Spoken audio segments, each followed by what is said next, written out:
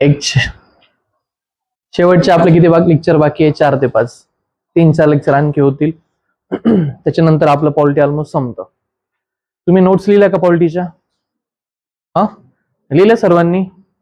मुळात सर्वांनी अगोदर लेक्चर कंटिन्यू अटेंड केले का ते जास्त महत्वाचं लिहिण्यापेक्षा. हा,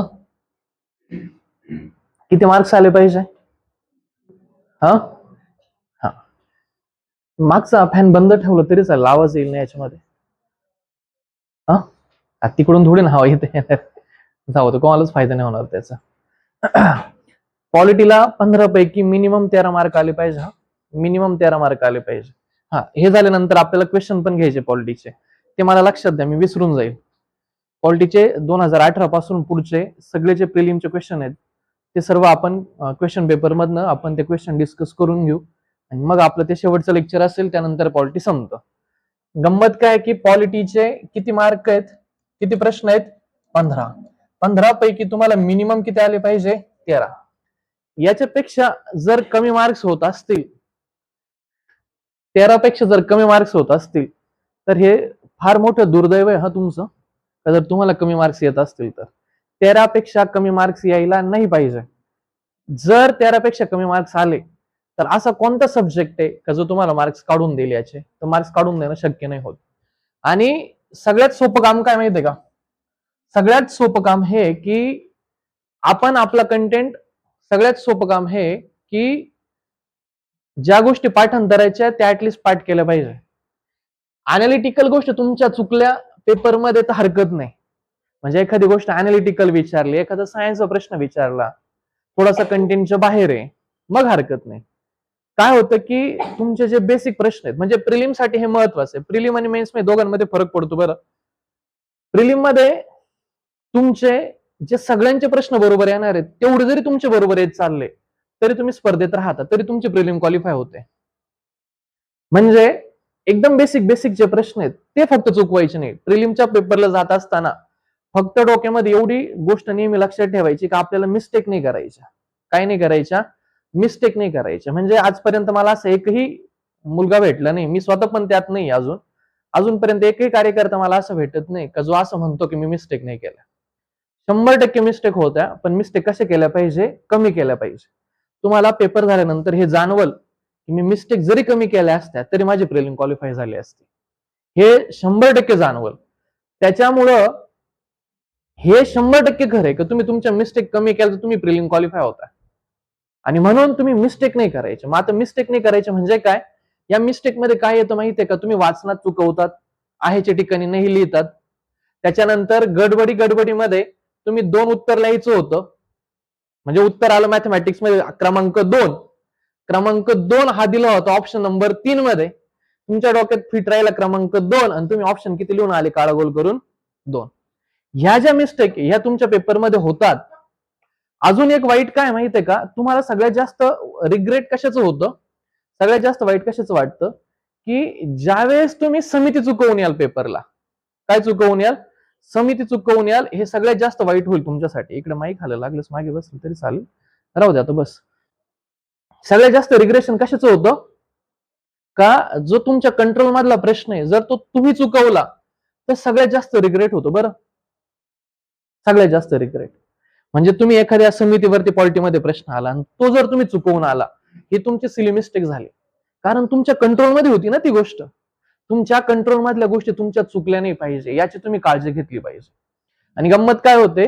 एखादा सब्जेक्ट ज्यावेळेस आपण सुरुवातीला स्टार्ट करतो, जोपर्यंत आपण तो सब्जेक्ट सुरुवातीला शिकत असतो ना त्यावेळेस त्याचा प्रचंड कॉन्फिडन्स तुमच्या डोक्यामध्ये राहतो.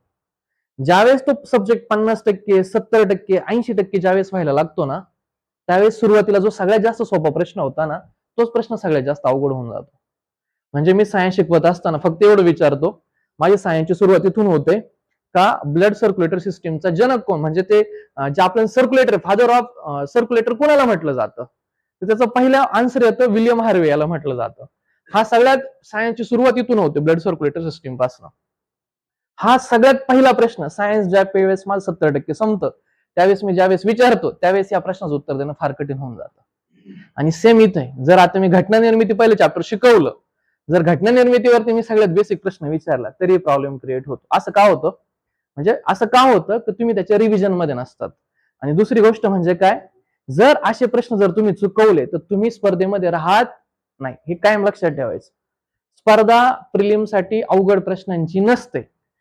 प्रिलिमसाठी स्पर्धा फक्त तुम्हाला बेसिक प्रश्न जे येतात ते न चुकवण्याची आहे. हा, मेन्स मध्ये तुम्ही जर गेले तर कॅल्क्युलेशन थोडं वेगळं होऊन जातं. मेन्स मध्ये सगळे अभ्यास करणारे पोरं असणार आहे, ते सगळे अभ्यास करणारे मुलांची कॉम्पिटिशन असेल ना मेन्स मध्ये. मग हे सगळे अभ्यासू लोक आहेत मेन्स मध्ये. इथं थोडीशी स्पर्धेचं गणित बदलतं.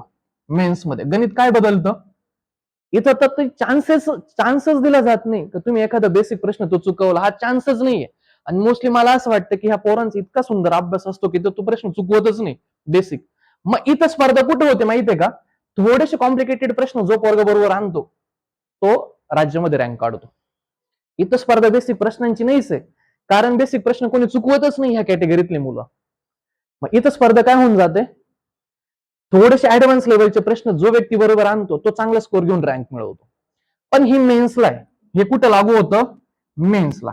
कारण मेन्सला व्हॅकन्सी किती असतात, हार्डली 500 व्हॅकन्सी. पण तुमच्या प्रिलिमला म्हणजे मेन्सला किती मुलं, तुमच्या मेन्सला किती मुलं क्वालिफाय होतात, मेन्सला आता प्रिलिम मधनं किती लोक मेन्सला जाणार आहे, समजा आपण एक आकडा धरू 10,000. तुम्हाला मेन्सला किती लोक जाणार आहेत, 10,000. आणि मेन्स देऊन फायनल लिस्ट मध्ये किती लोक येणार आहे, 500. आणि म्हणून इथला पोरांचा अभ्यास चांगला आहे. इथं तुम्हाला ऍडव्हान्स प्रश्न बरोबर आणून 500 मध्ये यायचं असतं. तसं इथं नाहीये. इथं तुम्ही फक्त सिली मिस्टेक कमी केल्या, बेसिक प्रश्न जर तुम्ही नाही चुकवले, कामाचे प्रश्न नाही चुकवले, तर तुम्ही या 10,000 मध्ये जाऊ शकता. आणि म्हणून तुम्ही प्रिलिमचा अभ्यास करत असताना कशावरती फोकस केला पाहिजे, बेसिक गोष्टी चुकवायच्या नाही. एवढं जरी तुम्ही काळजी घेतली तरी तुमची प्रिलिम पास होण्याची शक्यता वाढते. तुम्ही सिली मिस्टेक जरी कमी केला तरी तुमची प्रिलिम पास होण्याची शक्यता वाढते. समजतं? आणि या शेवटच्या दिवसांमध्ये तुम्ही रिव्हिजन वरती प्रचंड आता फोकस केला पाहिजे. रिव्हिजन करताय तुम्ही, रिव्हिजन हा शब्द, रिव्हिजन म्हणजे काय केलं पाहिजे, काय केलं पाहिजे, पाठ केलं पाहिजे. काय केलं पाहिजे, पाठ. एकदम मोकळा शब्द आहे, पाठ करायचं. सगळ्या गोष्टी पाठ करत चालायच्या, फॅक्च्युअल कंटेंट पाठ करत चालायचं. असा अजिबात भ्रम बाळगायचा नाही की मी वाचलं की माझे प्रश्न बरोबर येतात. वाचून प्रश्न बरोबर येणं फार कठीण आहे. तुम्ही कामाची गोष्टी काय केल्या पाहिजे, पाठच केला पाहिजे. तुम्हाला आठवलं बघा, ज्यावेळेस मी कलम शिकवत होतो त्यावेळेस सगळे कलम ऑलमोस्ट सोपे वाटायला लागले होते. आता ते कलम केले की नाही केले हा प्रश्न पडायला लागला की नाही, ते कलम अवघड होऊन गेले. म्हणून तुम्हाला हा सब्जेक्ट सोपा आहे. 15 पैकी 13-14 मार्क येणं शक्य आहे, पण तुमचा त्याच्यावरती तेवढा काय आला पाहिजे, होल्ड. आता ज्या लोकांनी प्रामाणिकपणे लिहिलं असेल, ज्यांनी प्रामाणिकपणे नोट्स लिहिले असेल, वारंवार रिवाइज केले असेल, त्यांना मार्क्स येतील. आणि ज्यांनी वर खाली केला असेल त्यांचा थोडासा प्रॉब्लेम होऊ शकतो. अजून पण वेळ आहे, 55-53 दिवस तुम्ही त्याच्यावरती वेळ खर्च करा. आणि तुम्हाला मी नेहमी सांगतो का, हा डोक्यातून कन्सेप्ट काढून घ्यायचा, हा प्रचंड मेहनत केल्याने पास होतं किंवा त्रास दिल्याने पास होतं नाही. तुम्हाला स्मार्ट वर्क करावं लागेल शेवटच्या दिवसांमध्ये, तेव्हा होईल. आपल्या चॅप्टरचं नाव आहे आज कोणतं, फंडामेंटल राईट्स, मूलभूत हक्क हे चॅप्टर आहे. हे चॅप्टर 100% प्रिलिमला येतं.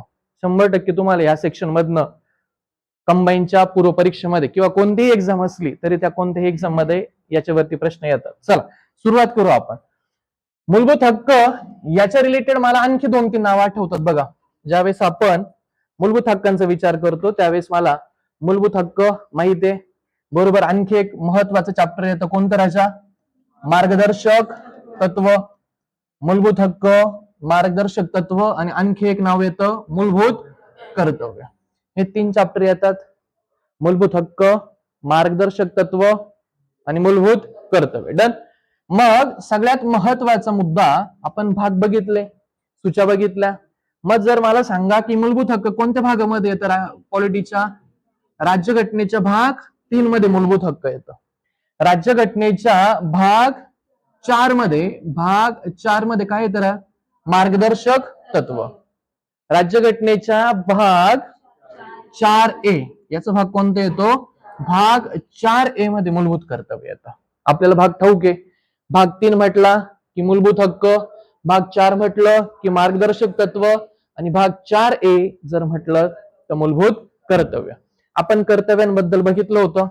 कर्तव्य मूळ घटनेमध्ये होते का नाही, याच्यासाठी कितवी घटना दुरुस्त केली, 42वी घटना दुरुस्ती 1976 ला केली. आणि किती कर्तव्य ऍड केली, 10 कर्तव्य ऍड केली. किती कर्तव्य? 10 कर्तव्य ऍड केली, हे आपल्याला माहित आहे. त्याच्यानंतर 11वं कर्तव्य, कितवं कर्तव्य? 11वं कर्तव्य ऍड करण्यासाठी कितवी घटना दुरुस्ती केली? 86वी घटना दुरुस्ती 2002. मार्गदर्शक तत्व मूळ घटनेत होते का? होते की नाही? होते. की नंतर ऍड केले? नाही, हे मूळ घटनेमध्ये होते. त्याच्यानंतर आपण ह्याच लिंक मध्ये आणखी एक मुद्दा जर बघितला तर आपल्या लक्षात येईल बघा, की मूलभूत हक्क आपण कोणत्या देशाकडनं घेतली हो? अमेरिका का ऑस्ट्रेलिया? अमेरिका का जपान? अमेरिका का अमेरिका? अमेरिका. कोणत्या देशाकडनं घेतलेत आपण हे? अमेरिका. अमेरिका. आणि जर मार्गदर्शक तत्वांचा मी विचार केला तर मार्गदर्शक तत्व आपण कोणत्या देशाकडनं घेतले? आयर्लंडकडनं. डन. त्याच्यानंतर मूलभूत कर्तव्य आपण कोणत्या देशाकडनं घेतले? रशिया. आपण रशियाकडनं फक्त मूलभूत कर्तव्यच घेतले की आणखी काही गोष्टी घेतल्या? सांगा बरं, आणखी काही गोष्टी घेतल्यात का? कोणत्या? सामाजिक, आर्थिक, राजकीय, न्याय. हे जे मोठमोठे शब्द आहेत कशामध्ये? प्रस्तावनेमध्ये. प्रस्तावनेमध्ये हे जे मोठमोठे शब्द आहेत सामाजिक, आर्थिक, राजकीय, न्याय, ह्या सुद्धा गोष्टी आपण कोणत्या देशाकडनं घेतल्यात? रशिया. सामाजिक, आर्थिक, राजकीय, न्याय. सामाजिक, आर्थिक, राजकीय, न्याय हे आपण मागच्या लेक्चरमध्ये आतापर्यंत आपल्याला ह्या गोष्टी माहिती आहे. ह्या गोष्टी आपण याच्या अगोदरच्या लेक्चरमध्ये डिस्कस केलेल्या आहेत. मग जर आपण मुद्दा बघितला की राज्यघटनेमध्ये भाग 3 मध्ये कशाचा समावेश केलाय? भाग 3 मध्ये मूलभूत हक्कांचा. भाग 3 मध्ये कशाचा समावेश येतो? मूलभूत हक्कांचा. आणि याचे कलम जर बघितले, मूलभूत हक्क कलम 12 पासून कलम 35 पर्यंत आपल्या राज्यघटनेमध्ये काय काय दिलेत?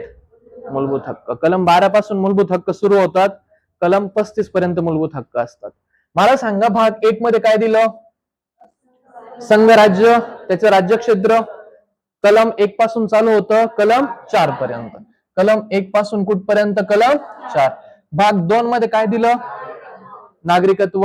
नागरिकत्व दिलंय 5 पासून 11 पर्यंत. आणि भाग 3 मध्ये दिले मूलभूत हक्क भाग 12 पासून 35 पर्यंत. भाग 12 पासून 35 पर्यंत हा प्रश्न येतो. हा भाग 3 मध्ये कलम 12 पासून कलम 35 पर्यंत काय दिलेत आपल्याला? मूलभूत हक्क. हे जे मूलभूत हक्क आहे, या मूलभूत हक्कांना काय म्हटलं जातं? Magna carta. लक्षात ठेवायचं. मूलभूत हक्कांना काय म्हटलं जातं? भारताची मॅग्ना कार्टा म्हटलं जातं. बरं, भारताच्या राज्यघटनेमध्ये जे काही मूलभूत हक्क ऍड केले हे इतक्या विस्तृत स्वरूपात दिले, इतक्या स्पष्टीकरणासहित दिले की इतक्या विस्तृत स्वरूपात जगामध्ये कोणत्याही राज्यघटनेमध्ये, जगामध्ये कोणत्याही घटनेमध्ये इतक्या विस्तृत स्वरूपात मूलभूत हक्क दिलेले नाहीत जितक्या भारताच्या राज्यघटनेमध्ये आपल्याला दिलेले पाहायला मिळतात. डन. या मूलभूत हक्कांना काय म्हटलं जातं? भारताची मॅग्ना कार्टा. काय म्हटलं जातं? भारताची मॅग्ना कार्टा. आपण 2 मुद्दे बघितले बघा. मूलभूत हक्क आपण कोणत्या देशाकडनं घेतलेत? अमेरिका. आणि याच्या रिलेटिव्ह एक मुद्दा पाहिला, जर मूलभूत हक्क अमेरिकाकडनं घेतले असतील तर मार्गदर्शक तत्व आपण कोणत्या देशाकडनं घेतलेत? आयर्लंडकडनं. कोणत्या देशाकडनं घेतलेत आपण? आयर्लंडकडनं. हा राज्यघटनेचा सर्वात टीकात्मक भाग आहे. म्हणजे राज्यघटनेमध्ये मूलभूत हक्कांवरती सगळ्यात जास्त टीका केली. जितकी टीका मूलभूत हक्कांवरती झाली तितकी टीका भारताच्या राज्यघटनेच्या दुसऱ्या कोणत्याच सेक्शनवरती, दुसऱ्या कोणत्याच भागावरती नाही झाली. आणि म्हणून बाबासाहेब आंबेडकर म्हणतात की हा राज्यघटनेचा काय? राजा सर्वात टीकात्मक भाग. मूलभूत हक्क राज्यघटनेचा सर्वात टीकात्मक भाग आहे. तुम्हाला विचारतील खालीलपैकी बाबासाहेब आंबेडकरांनुसार राज्यघटनेचा सर्वात टीकात्मक भाग कोणता? तर सर्वात टीकात्मक भाग कोणता आहे? भाग 3. भाग 3 म्हणजेच काय? Fundamental rights. Fundamental rights. जगात कोणत्याही देशात आढळणाऱ्या संविधानापेक्षा आपल्या देशामध्ये जे संविधान दिलंय किंवा जे राज्यघटना दिली त्या राज्यघटनेमध्ये मूलभूत हक्क सगळ्यात जास्त विस्तृत स्वरूपात दिले. मग आपल्याला काय काय माहित पाहिजे? आपल्याला काय माहित पाहिजे? मूलभूत हक्क राज्यघटनेच्या भाग 3 मध्ये दिले, कलम 12 पासून कलम 35 पर्यंत दिले. बाबासाहेब आंबेडकरांच्या म्हणण्यानुसार हा राज्यघटनेचा काय? सर्वात टीकात्मक भाग आहे. आपल्या राज्यघटनेमध्ये मूलभूत हक्क जितक्या विस्तृत स्वरूपात दिले तितक्या विस्तृत स्वरूपात जगातल्या कोणत्याही घटनेमध्ये आपल्याला पाहायला मिळत नाही. या मूलभूत हक्कांना भारताची काय म्हटलं जातं? Magna carta. काय म्हटलं जातं? Magna carta. आणि हे जे मूलभूत हक्क आहेत हे आपण कोणत्या देशाकडनं घेतलेत? अमेरिका. कोणत्या देशाकडनं घेतले आपण हे? अमेरिका. आलं लक्षात? मूलभूत हक्क आपण कोणत्या देशाकडनं घेतले? अमेरिकाकडनं. आता थोडासा मूलभूत हक्कांचा जो इतिहास आहे तो आपल्याला माहित असणं अपेक्षित आहे.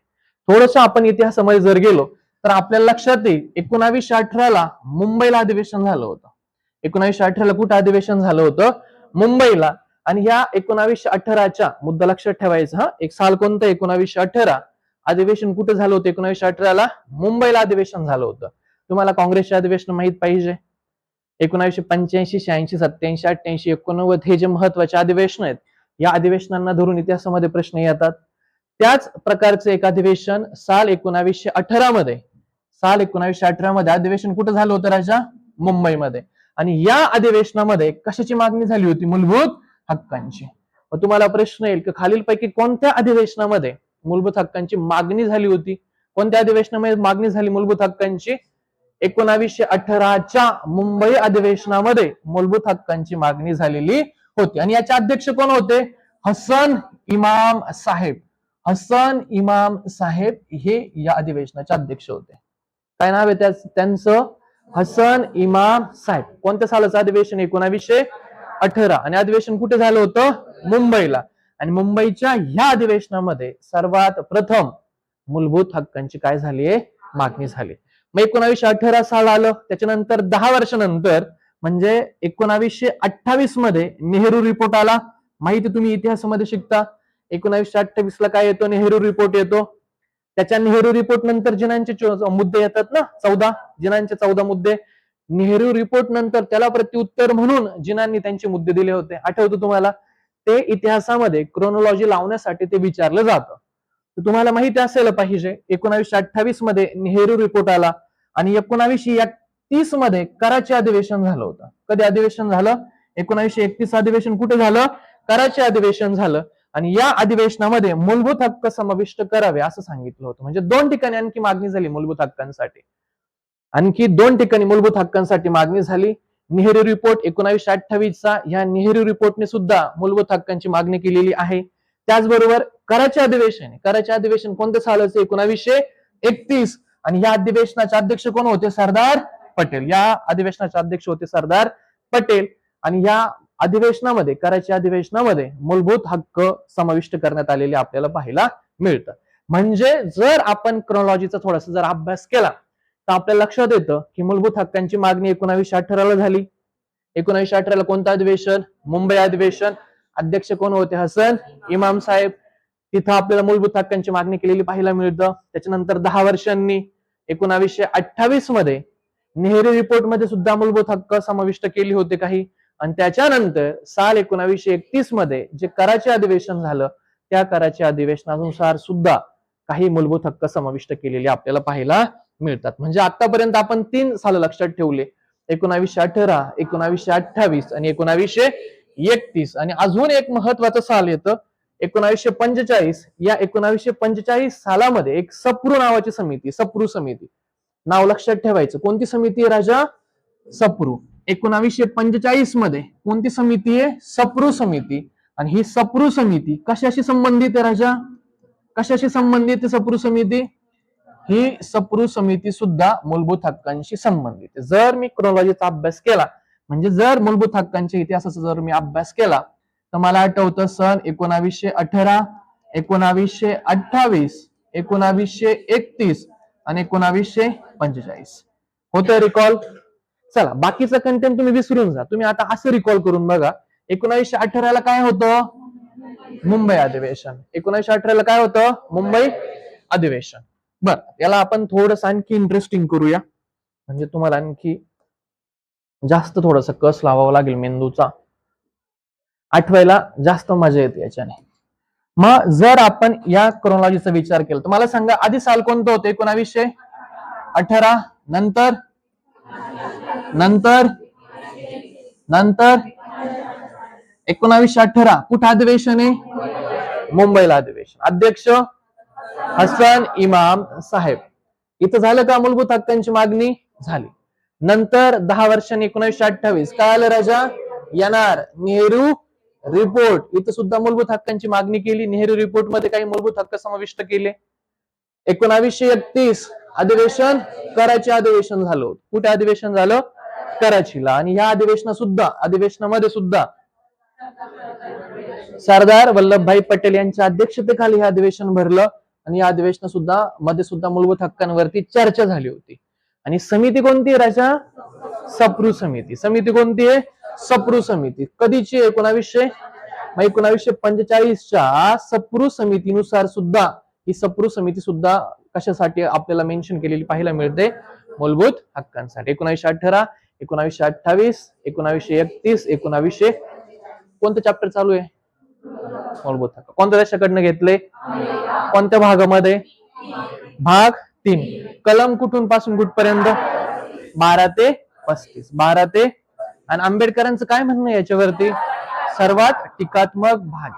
आणि याला भारताचे काय म्हटलं जातं? Magna carta. भारताचे काय म्हणतात त्याला? Magna carta. आणखी काय मुद्दा राहिला? आणखी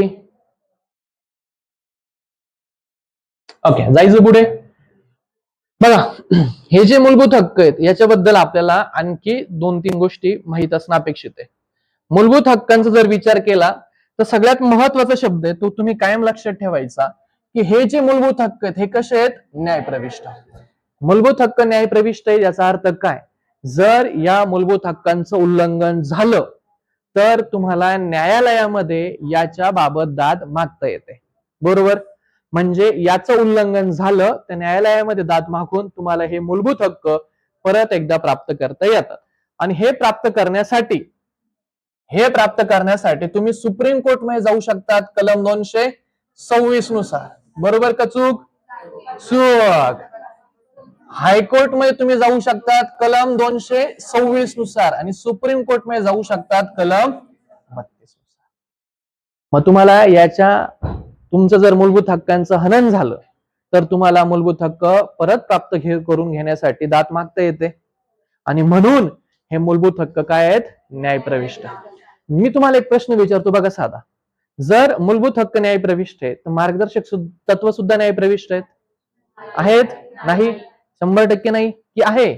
नाही. मार्गदर्शक तत्व न्यायप्रविष्ट नाहीत. जर त्याचं उल्लंघन झालं तर आपण ते पुन्हा प्राप्त करून घेण्यासाठी दाद मागू शकत. मूलभूत कर्तव्य आहेत का न्यायप्रविष्ट? न्यायप्रविष्ट आहेत. मूलभूत कर्तव्य जर दाद मागता येते? नाही मागता येत. पण मूलभूत कर्तव्य तुम्हाला पाळावी लागतात. डन. मूलभूत हक्क न्यायप्रविष्ट आहेत. कलम 32 नुसार सुप्रीम कोर्टमध्ये आणि कलम 226 नुसार तुम्ही कुठे जाऊ शकतात? हायकोर्ट मध्ये जाऊ शकतात. उल्लंघन झालं तर कलम 32 साठी काय राजा? Supreme court. आणि कलम 226 नुसार तुम्हाला काय कुठे जाता येतं? हायकोर्ट मध्ये जाता येतं. कायम लक्षात ठेवायचं, न्यायप्रविष्ट आहेत कलम 32 सुप्रीम कोर्ट आणि कलम 226 म्हटलं की हायकोर्ट मध्ये तुम्हाला जाऊन दाद मागता येते. सगळ्यात महत्वाचं की राजकीय लोकशाहीचा आदर्श प्रस्थापित करतात. तुम्हाला इथं हा मुद्दा लक्षात ठेवायचा. म्हणजे 2 शब्द तुम्हाला लक्षात ठेवायचे. एक सामाजिक लोकशाही आणि आणखी एक शब्द लक्षात ठेवायचा राजकीय लोकशाही.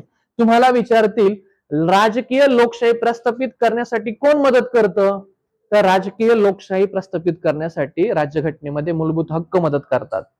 आणि सामाजिक लोकशाही प्रस्थापित करण्यासाठी बघा, सामाजिक लोकशाही प्रस्थापित करण्यासाठी कोण मदत करतं?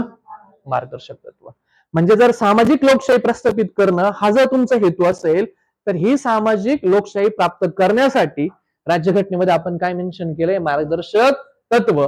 आणि राजकीय लोकशाही प्रस्थापित करण्यासाठी राज्यघटनेमध्ये काय मेन्शन केलंय? मूलभूत हक्क. काय लक्षात ठेवायचं? मी विचारलं राजकीय लोकशाही तर तुम्ही काय म्हटलं पाहिजे? मूलभूत हक्क. बोला. राजकीय लोकशाही म्हटलं तर मूलभूत हक्क. सामाजिक लोकशाही म्हटलं मार्गदर्शक तत्व. राहील लक्षात? अजिबात. बरं, आता हे कसं लक्षात राहतं? बघा, मार्गदर्शक तत्वांमध्ये बऱ्याच साऱ्या सामाजिक गोष्टी आहेत. बऱ्याच साऱ्या सामाजिक गोष्टी आपल्याला पाहायला मिळतात. पर्यावरणाचं रक्षण, कृषी किंवा समान नागरी कायदा, ग्रामपंचायतीच्या स्थापना, हे पूर्ण समाजासाठी हेतू आहे. इथं पूर्ण सामाजिक समानता प्रस्थापित करणं हा आपल्या मार्गदर्शक तत्वांचा हेतू आहे. आणि म्हणून सामाजिक लोकशाही प्रस्थापित करण्याचं काम राज्यघटनेमध्ये कोण करतं? मार्गदर्शक तत्व. आणि राजकीय लोकशाही प्रस्थापित करण्याचं काम राज्यघटनेमध्ये कोण करतं? मूलभूत हक्क. राहील लक्षात, दोनही मुद्दे आपल्यासाठी महत्वाचे. हा घटनेचा अविभाज्य भाग आहे. हा घटनेचा काय? अविभाज्य भाग. अविभाज्य भाग म्हणजे काय? अविभाज्य भाग म्हणजे याला घटनेपासून अलिप्त करता येणार नाही. लक्षात ठेवायचं. मूलभूत हक्क राज्यघटनेचा कसा भाग आहे? अविभाज्य भाग आहे. अविभाज्य भाग म्हणजे काय? याला राज्यघटनेपासून विभक्त करता येणार नाही. आता हा अविभाज्य भाग आहे. इथं दोन महत्वाचे मुद्दे आपल्याला माहिती असणं अपेक्षित आहे. हा अविभाज्य भाग आहे म्हणजेच, पण कलम 368 नुसार याच्यामध्ये दुरुस्ती करता येते किंवा नाही? सांगा, येते किंवा नाही? कलम 368 नुसार याच्यामध्ये दुरुस्ती करता येते. पण गंमत अशी आहे की इथं दोन महत्वाचे मुद्दे लक्षात ठेवायचे. याच्या अगोदर 24वी घटना दुरुस्ती झाली होती, ते पण साल 1976च असावं. 24वी घटना दुरुस्ती होती 1976 या सालाची. आणि या 24व्या घटना दुरुस्तीने असं म्हटलं होतं की त्यांना मूलभूत हक्कामध्ये बदल करता येतील, कशीही ते बदल करू शकतील. पण गंमत अशी झाली, याच्यानंतर एक महत्वाचा खटला आला ज्याचं नाव होतं केशवानंद भारती. केशवानंद भारती खटला. केशवानंद भारती खटला आला. 24व्या घटना दुरुस्तीने काय वर्डिंग दिलं होतं की मूलभूत हक्कांमध्ये बदल करता येतील, पण परत एकदा तुम्ही त्याला अपील सुप्रीम कोर्टमध्ये करू शकत नाही. आम्हाला वाटेल तसं आम्ही बदल करू शकतो. कोणती घटना दुरुस्ती सांगते? 24वी. त्याच्यावरती उत्तर कोणत्या खटल्याने दिलं? केशवानंद भारती खटला. कोणत्या खटल्याने उत्तर दिलं? बोला, तुम्ही जेवण करून आले? एवढं लवकर जेवण नाही करत, पण नाश्ता केला असेल, पाणी तर पिला असेल, बरं झोप काढली, मग आता बोल. 24व्या घटना दुरुस्तीला कोणत्या खटल्याने उत्तर दिलं? केशवानंद भारती खटला. मग केशवानंद भारती खटला काय म्हटला की तुम्ही फंडामेंटल राईट्स मध्ये दुरुस्ती करू शकता, काहीच हरकत नाही, पण ही दुरुस्ती करत असताना राज्यघटनेच्या मूलभूत संरचनेला बाधा येता कामा नये. कशाला तुम्हाला धक्का लावता येणार नाही? मूलभूत संरचना. मूलभूत संरचना ही महत्वाची टर्म आपल्याला कोणत्या खटल्याने दिले? केशवानंद भारती खटला. म्हणजे तुम्ही मूलभूत हक्कांमध्ये दुरुस्ती करा, पण राज्यघटनेच्या मूलभूत संरचनेला तुम्हाला धक्का लावता येणार नाही. आता मूलभूत संरचना म्हणजे काय? थोडासा याचा अर्थ समजला पाहिजे. काय असतं माहितीये का? आपल्या घराची अशी एक चौकट आहे का जी चौकट जर मोडली तर पूर्ण घर विस्कळीत होतं. याच्यामध्ये एक बेसिक मुद्दा आहे. घरच्या कर्त्या पुरुषांनी दारू पिऊन, म्हणजे खूप जास्त दारू जर प्यायला सुरुवात केली तर घर विस्कटायला सुरुवात होते.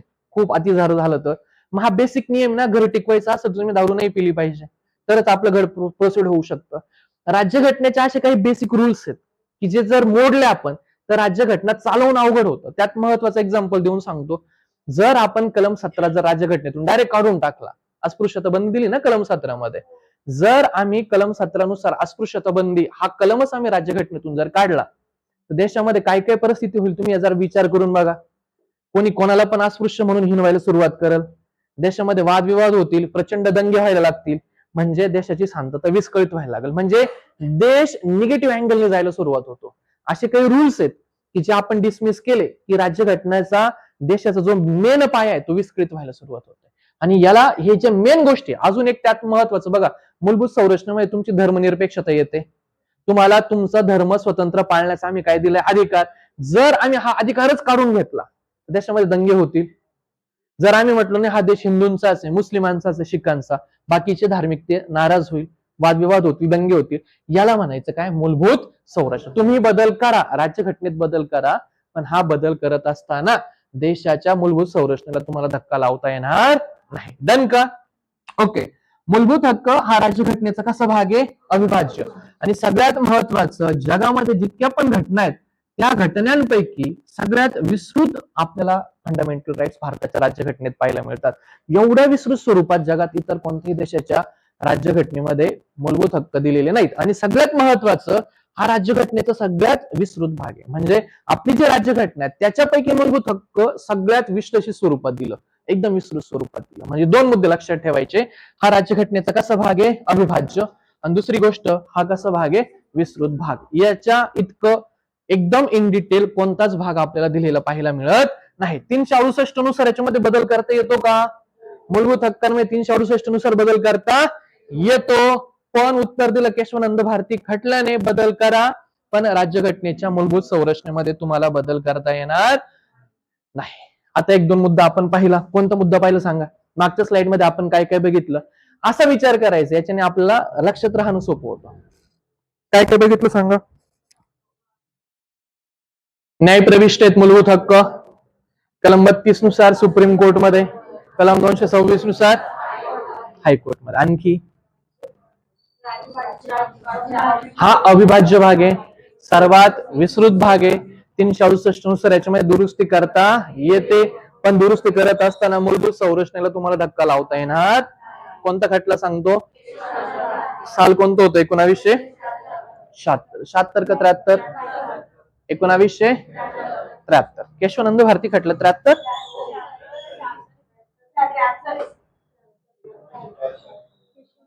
24वी घटना दुरुस्ती त्याच्या अगोदर असेल. हा, मग मिस्टेक केली आपण इथे. मला लवकर सांगायचं, माझ्याकडनं लिहिलं गेलं मग ते. केशवानंद भारती खटला.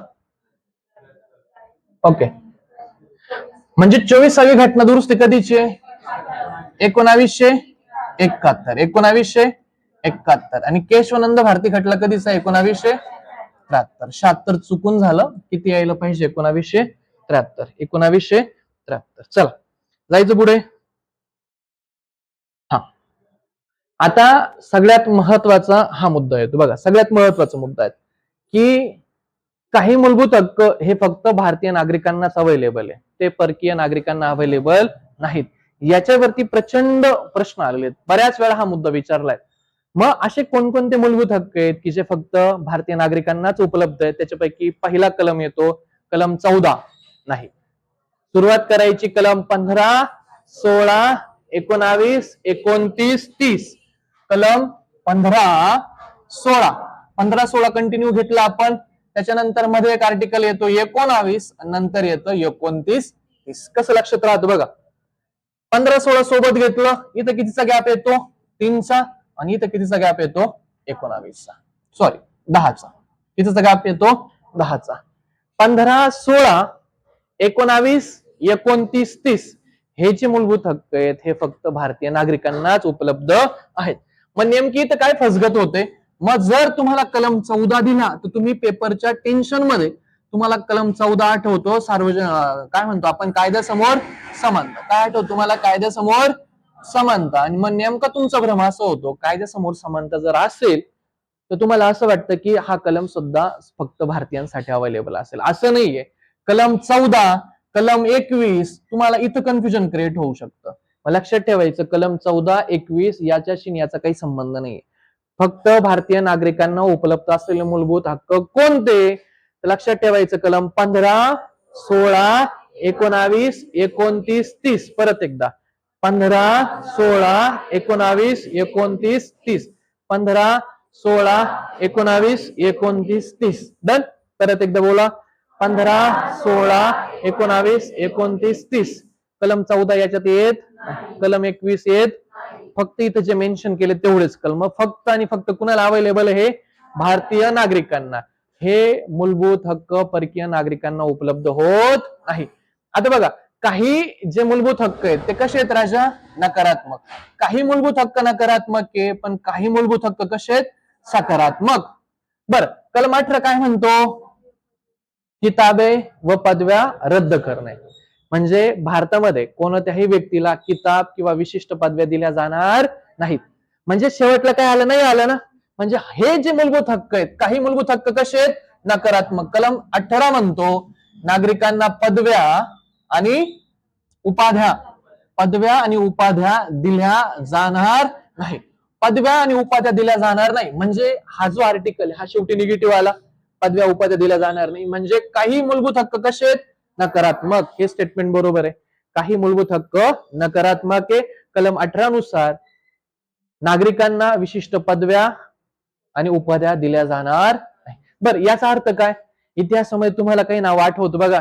राव बहादूर, बरोबर. अजून रावसाहेब, राव बहादूर, रावसाहेब, ह्या ज्या पदव्या इतिहासामध्ये ह्या दिल्या जायच्या. मग काय व्हायचं? गावात एखाद्याला राव बहादूर जर पदवी दिली तर त्याला असं वाटायचं मी गावातला सर्वात श्रेष्ठ माणूस आहे. याने काय व्हायचं? उच्च आणि नीच ही जी भावना आहेत ही नागरिकांमध्ये निर्माण व्हायची.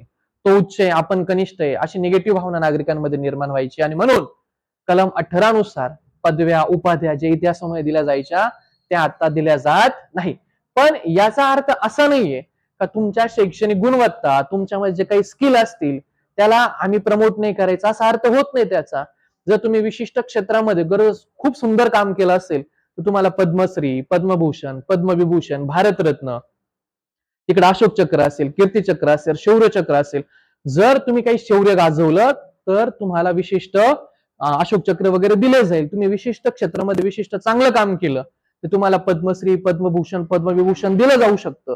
पण सध्या आपण जे ह्या गोष्टी देतोय पद्मश्री, पद्मभूषण, भारतरत्न, याचा अर्थ तुम्ही त्या क्षेत्रामध्ये प्रचंड चांगलं काम केलंय आणि म्हणून तुमच्या स्किलला वाव देण्यासाठी आम्ही हे पुरस्कार तुम्हाला देतो.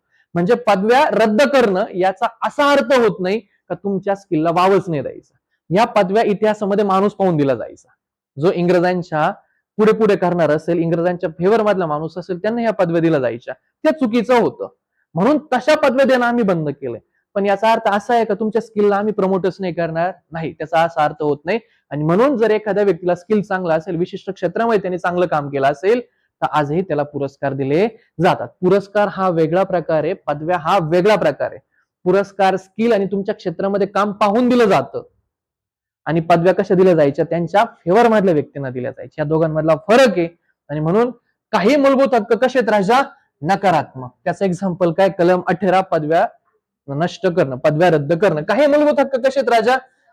सकारात्मक. कलम 19 तुम्हाला माहिती आहे, भाषण स्वातंत्र्य. बरं, आर्टिकल पॉझिटिव्ह आहे. कलम 19 तुम्हाला म्हणतो भाषण स्वातंत्र्य, म्हणजे तुम्हाला तुमचं मत व्यक्त करण्याचं स्वातंत्र्य आम्ही 19 ने दिले. म्हणजे आर्टिकल 19 काय तुमचा पॉझिटिव्ह आहे. असं म्हणतो का नाही तुम्हाला भाषण स्वातंत्र्य नाही? असं जर मेन्शन असतं की भाषण स्वातंत्र्य नाही तर तो आर्टिकल झाला असता निगेटिव्ह. पण आर्टिकल 19 काय म्हणतोय? प्रत्येक नागरिकाला काय दिलंय आम्ही? भाषण स्वातंत्र्य. त्याला त्याचा विचार, त्याचे मत मांडण्याचं आम्ही काय दिलं? त्याला स्वातंत्र्य. म्हणजे तुम्हाला हे जर स्टेटमेंट आलं काही मूलभूत हक्क नकारात्मक आहे आणि बी स्टेटमेंट दिलं काही मूलभूत हक्क सकारात्मक आहे, याचा अर्थ दोघे स्टेटमेंट कसे आहेत? बरोबर आहे. लक्षात ठेवायचं, काही मूलभूत हक्क कसे आहेत? सकारात्मक. काही मूलभूत हक्क कसे आहेत? नकारात्मक. राष्ट्रीय आणीबाणी हा महत्वाचा मुद्दा आहे बघा. राष्ट्रीय आणीबाणी हा इथं प्रश्न येतो बघा. नीट लक्ष द्या, एकदम काळजीपूर्वक लक्ष द्या. हे तुम्हाला समजलं पाहिजे. हे तुम्हाला स्टेटमेंट राहील ए, हे स्टेटमेंट राहील बी आणि दोघे स्टेटमेंट काय आहेत? बरोबर. पण तुम्हाला असं वाटेल ना नाही नाही नाही यातलं कोणतं तरी एकच बरोबर असेल. नाही, काही मूलभूत हक्क नकारात्मक आहे का? आहे. काही मूलभूत हक्क सकारात्मक आहे का? हो. काही सकारात्मक. मी तुम्हाला याचं विश्लेषण करून दिलं. आता राष्ट्रीय आणीबाणीच्या काळामध्ये मूलभूत हक्क स्थगित करता येतात का? राष्ट्रीय आणीबाणीच्या काळात मुद्दा महत्वाचा इथं दिलंय राष्ट्रीय आणीबाणी. इथे तुम्हाला 360 नुसार कोणती आणीबाणी येते? आर्थिक आणीबाणी स्पष्ट केलेली नाही. 356 नुसार राष्ट्रपती राजवट इथं मेन्शन नाही. फक्त राष्ट्रीय आणीबाणी हा शब्द इथं मेन्शन केलाय. कोणता शब्द? राष्ट्रीय आणीबाणी. मग राष्ट्रीय आणीबाणीच्या काळात मूलभूत हक्क स्थगित करता येतात का? हो, 100% राष्ट्रीय आणीबाणीच्या काळामध्ये मूलभूत हक्क स्थगित करता येतात. पण याच्या आतमध्ये 2 क्लॉज आहे. तुम्ही राष्ट्रीय आणीबाणीच्या काळात मूलभूत हक्क स्थगित करू शकतात, पण त्याला अपवाद आहे. कलम 20 आणि कलम 21 कोणत्याच आणीबाणीच्या काळात स्थगित होत नाही. नेहमी लक्षात ठेवायचं. राष्ट्रीय आणीबाणीच्या काळात मूलभूत हक्क स्थगित होतात का? होतात. पण कलम 20 आणि 21 स्थगित होईल का? नाही. कलम 20 आणि 21 हे स्थगित होणार नाही. हे वगळता इतर जे काही मूलभूत हक्क असतील ते राष्ट्रीय आणीबाणीच्या काळामध्ये स्थगित होतील. लक्षात राहील? लक्षात राहील. राष्ट्रीय आणीबाणीच्या काळात कोणते 2 कलम स्थगित होत नाही? कलम 20 आणि 21 हे स्थगित होत नाही. त्याचा पुढचा महत्वाचा मुद्दा, याच्यापेक्षा पण आतमधला थोडासा क्लॉज कलम 19 मध्ये दिलाय. कशात दिला? राष्ट्रीय आणीबाणीच्या काळात कलम 19 स्थगित होतो का? त्याचं उत्तर आहे हो, कलम 19 स्थगित होतो. पण ती राष्ट्रीय आणीबाणी युद्ध आणि बाह्य आक्रमण याच्या कारणांवरून लादलेली असावी. राष्ट्रीय आणीबाणी 3 शब्दांवरनं लावली जाते. एक युद्ध, बाह्य आक्रमण आणि अजून एक येतं सशस्त्र उठाव. सशस्त्र उठाव. मग जर आणीबाणी युद्धावरनं लावली असेल, राष्ट्रीय आणीबाणी कशामुळे लावली? भारत पाकिस्तान युद्धामुळे राष्ट्रीय आणीबाणी लावली. 19 बॅन होईल का? होईल. जर आपलं पाकिस्तान सोबत पाकिस्तानने हा भारतावर आक्रमण केलं, कलम 19 बॅन होईल का? होईल. जर आणीबाणी सशस्त्र उठावावरनं लावली असेल तर कलम 19 बॅन होणार नाही. आला मुद्दा लक्षात? आला मुद्दा लक्षात? मग तुम्हाला पहिला प्रश्न, राष्ट्रीय आणीबाणीच्या काळामध्ये मूलभूत हक्क स्थगित होतात का? होतात, 100% होतात. दोन कलम कधीच स्थगित होत नाही, कलम 20 आणि 21. आणीबाणी कोणती असायला पाहिजे? 19च्या बद्दल बोलू. 19 युद्धावर आणीबाणी लावली तर बॅन होईल, स्थगित होईल. बाह्य आक्रमणावर स्थगित. पण जर आणीबाणी अंतर्गत अशांतता सशस्त्र उठाव याच्यावरनं लावलेली असेल तर कलम 19 स्थगित होणार नाही. व्हेरी व्हेरी इम्पॉर्टंट मुद्दा. हा मुद्दा बऱ्याच लोकांकडनं मिस होतो, तो लक्षात येत नाही. तुमच्या लक्षात आला का हा मुद्दा? आला मुद्दा लक्षात? परत एकदा, राष्ट्रीय आणीबाणीच्या काळात मूलभूत हक्क स्थगित होतात का? होतात. अपवाद कोणते दोन कलम आहे? 19 स्थगित होतो का? होतो. पण आणीबाणी कशा कारणावर असायला पाहिजे? युद्ध आणि परकीय आक्रमण.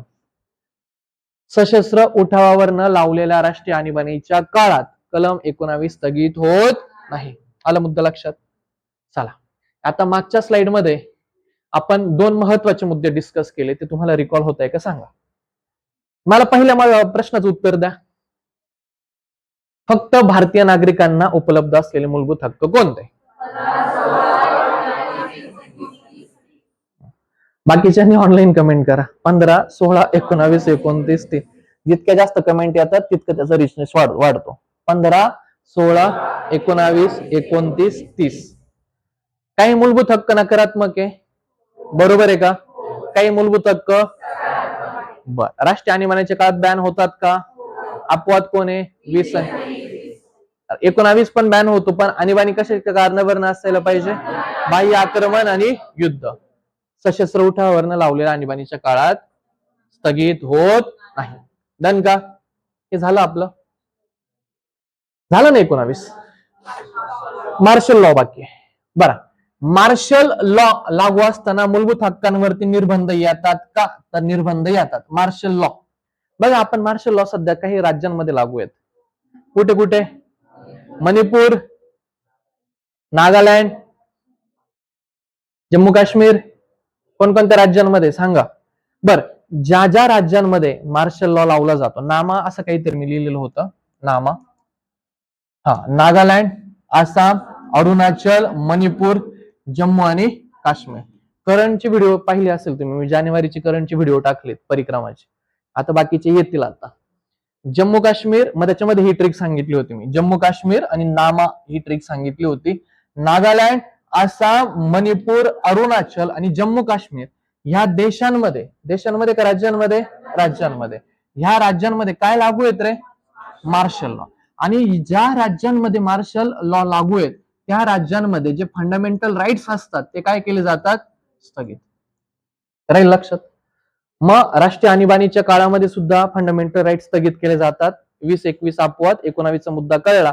आणि ज्या भागामध्ये काय लावलंय? मार्शल लॉ, त्या भागामध्ये सुद्धा काय स्थगित केलं जातं? Fundamental rights. मग सरळ येईल, ज्या भागामध्ये मार्शल लॉ लावलाय त्या भागामध्ये मूलभूत हक्क स्थगित केले जात नाहीत. स्टेटमेंट बरोबर की रॉंग आहे? रॉंग. स्टेटमेंट रॉंग आहे. कारण ज्या भागामध्ये मार्शल लॉ लावला जातो त्या भागामध्ये सुद्धा फंडामेंटल राईट्स काय केले जातात? स्थगित.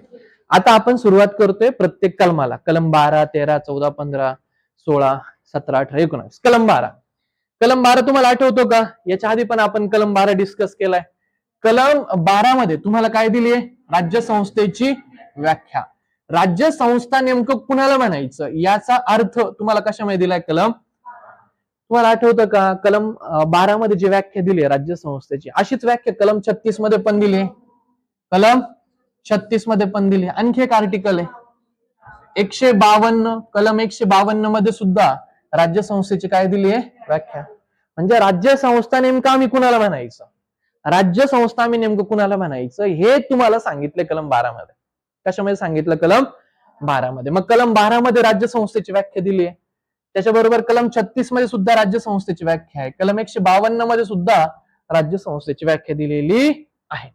आता राज्य संस्था याचा अर्थ काय बघा, संसद आणि राज्य विधिमंडळ, राज्याचं राज्य विधिमंडळ आणि केंद्राची संसद, या संसदेमध्ये आणि राज्य विधिमंडळामध्ये त्यांचं काम करणारं जे कार्यकारी शासन आहे आणि कायदे करणारं जे कायदेविषयक अंग आहे यांना आम्ही राज्य संस्था म्हणू शकतो. पहिला मुद्दा, नेमकं राज्य संस्था आम्ही कुणाला म्हणायचं?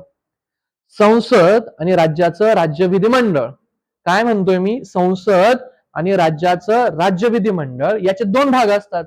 जिथं कायदा निर्माण होतो त्याला कायदेविषयक भाग म्हटलं जातं, कायदेविषयक अंग म्हटलं जातं, आणि ज्याच्या थ्रू ऍप्लिकेशन होतं, काम पार पाडलं जातं त्याला कार्यकारी भाग म्हणतात. आणि म्हणजेच संसदेचा आणि राज्य विधिमंडळाचा कार्यकारी भाग आणि कायदेविषयक भाग यांना आम्ही काय म्हणू शकतो? राज्य संस्था. पहिला मुद्दा लक्षात आला.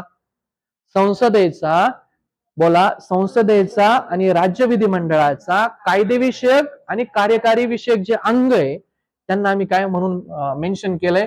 राज्य संस्था. राज्य संस्थेमध्ये ह्या गोष्टी येतात का? येतात. आता सगळ्यात महत्वाचा दुसरा मुद्दा येतो बघा, नगरपालिका यांना आम्ही राज्य संस्था म्हणू शकतो का? 100%. राज्य संस्था म्हणजे आम्ही नगरपालिकेला सुद्धा राज्य संस्थेचा दर्जा दिलाय. पंचायत असेल, जिल्हा मंडळ असेल, न्यास असेल, न्यासला काय म्हटलं जातं इंग्लिशमध्ये? ट्रस्ट. म्हणजे ज्या न्यास ट्रस्ट असतील, जिल्हा मंडळ असतील, पंचायती असतील, नगरपालिका असतील, यांना सुद्धा आम्ही काय म्हणून दर्जा दिलाय? राज्य संस्था. बघा, राज्य संस्था कशाला म्हणायचं सांगा एकदा? संसद आणि राज्य विधिमंडळ यांचं कार्यकारी आणि कायदेविषयक अंग यांना काय म्हणायचं? मग याच्यानंतर संसदेमध्ये जिथं जिथं राज्य संस्था हा शब्द, याचा अर्थ नुसता राज्य नाही होत. राज्य संस्थेचा अर्थ राज्य होतं का? नाही. संसदेचं कायदेविषयक कार्यकारी भाग जो आहे त्याला सुद्धा राज्य संस्था म्हणायचं. राज्याचं कायदेविषयक आणि कार्यकारी जो अंग आहे त्याला सुद्धा राज्य संस्था म्हणणार. नगरपालिकांना राज्य संस्था म्हणणार, पंचायतीला राज्य संस्था म्हणणार, जिल्हा मंडळांना आम्ही राज्य संस्था म्हणणार, जे न्यास म्हणजे ट्रस्ट त्यांना सुद्धा आम्ही राज्य संस्था म्हणणार. इथपर्यंत गोष्ट लक्षात आल्या. आता आणखी ज्या 2-4 गोष्टी येतील त्याच्यावरती बऱ्याच वेळा प्रश्न जनरेट होतो आणि ते तुम्हाला माहित असणं अपेक्षित आहे. न्यायालयाने काय सांगितलं? हा जो महत्वाचा मुद्दा आहे तो तुमच्या पेपरसाठी महत्वाचा. न्यायालयाने आणखी काही गोष्टी आहेत की ज्यांना राज्य संस्थेचा दर्जा दिलेला आहे, ज्याच्यामध्ये येतं सेल, ही सरकारची कंपनी. बघा, तुम्ही इकॉनॉमिक्स मध्ये शिकतात, सेल, भेल, गेल, ओएनजीसी, आयओसी, ह्या ज्या गोष्टी आहेत बघा ते तुम्ही शिकता. त्याच्यामध्ये त्याला काय म्हणतो आपण? महारत्न कंपन्या. त्याच्यामधली जी सेल आहे, त्या महारत्न कंपन्यांमधली जी सेल आहे त्याला आम्ही राज्य संस्था म्हणणार का? म्हणणार. सेलला आम्ही राज्य संस्थेचा दर्जा दिलेला आहे. LIC ला आम्ही राज्य संस्था म्हणायचं का? म्हणायचं. ओएनजीसी, एसबीआय यांना राज्य संस्थेचा दर्जा दिलेला आहे. हे शब्द पाठ करायचे. सेलला राज्य संस्थेचा दर्जा आहे. सेल मोठी कंपनी आहे. LIC तुम्हाला नाव माहितच आहे. सेल, LIC, ओएनजीसी आणि एसबीआय ह्या 4 आहे. 4 लक्षात ठेवायचे. सेल, LIC, ओएनजीसी आणि आरबीआय आणि एसबीआय. आरबीआय नाही, सॉरी, आरबीआय त्याच्यामध्ये नाही येत. आरबीआय नाही, एसबीआय. परत एकदा सांगा. हा दर्जा, राज्य संस्थेचा दर्जा यांना कोणी दिला? न्यायालयाने. मग काय कोण कोण येतो याच्यामध्ये? SAIL, LIC, ONGC, SBI. यात आरबीआय येत नाही. आता महत्वाचा मुद्दा की याच्यामध्ये नेमकं कोण कोण नाही येत बघा. एनसीईआरटी तुम्हाला माहित आहे. एनसीईआरटी याच्यामध्ये येत नाही. बीसीसीआय याच्यामध्ये येत नाही. युएनओ याच्यामध्ये येत नाही. सहकारी संस्था याच्यामध्ये येत नाही. खाजगी कंपन्या याच्यामध्ये येत नाही. मग राज्य संस्था असा दर्जा कुणाला नाही दिला हे तुम्हाला मिक्स करून देतील. मग तुम्हाला विचारतील खालीलपैकी आम्ही राज्य संस्थेचा दर्जा आम्ही कुणाला दिलाय? मग त्याच्यामध्ये लक्षात ठेवायचं तुमचं सेल येतं, LIC येतं, ओएनजीसी येतं, एसबीआय येतं. यात कोण नाही येत? बीसीसीआय येत नाही. एनसीईआरटी याच्यामध्ये येत नाही. युएनओ याच्यामध्ये येत. सहकारी संस्थांना याच्यात येत नाही आणि खाजगी कंपन्या याच्यामध्ये येत नाही. खाजगी कंपन्या राज्य संस्था आम्ही म्हणत नाही. सहकारी संस्थांना राज्य संस्था म्हणत नाही. युएनओ ला राज्य संस्था म्हणत नाही. एनसीईआरटी आणि बीसीसीआय यांना राज्य संस्थेचा दर्जा दिलेला नाही. मग जर कलम 12 वरती जर प्रश्न विचारायचा असेल तर तुम्हाला प्रश्न इथून जनरेट होतो या सेक्शन मधला. कोण राज्य संस्था आहे आणि कोण राज्य संस्था नाही हे प्रकर्षाने एकदम छान लक्षात ठेवायचं. राहील लक्षात. कलम 12 वरती प्रश्न जनरेट झाला तर प्रश्न इथे जनरेट होतो, अदरवाईज बाकीचा प्रश्न येण्याची शक्यता कमी. तुम्ही हे प्रकर्षण लक्षात ठेवायचं. बीसीसीआय, एनसीआरटी, युनो, सहकारी खासगी कंपन्या यांना राज्य संस्थेचा दर्जा नाही. मग कशाला दर्जा आहे? SAIL, LIC, ONGC, SBI. एवढंच नीट लक्षात. यात आरबीआय येत नाही. आरबीआय दिसतं तुम्हाला? नाही. कलम 13. कलम 13 काय सांगतो? कलम 13 तुम्हाला आठवतं का? कलम 13 काय आहे? कलम 13 न्यायिक पुनर्विलोकन. बोला, चला आठवा.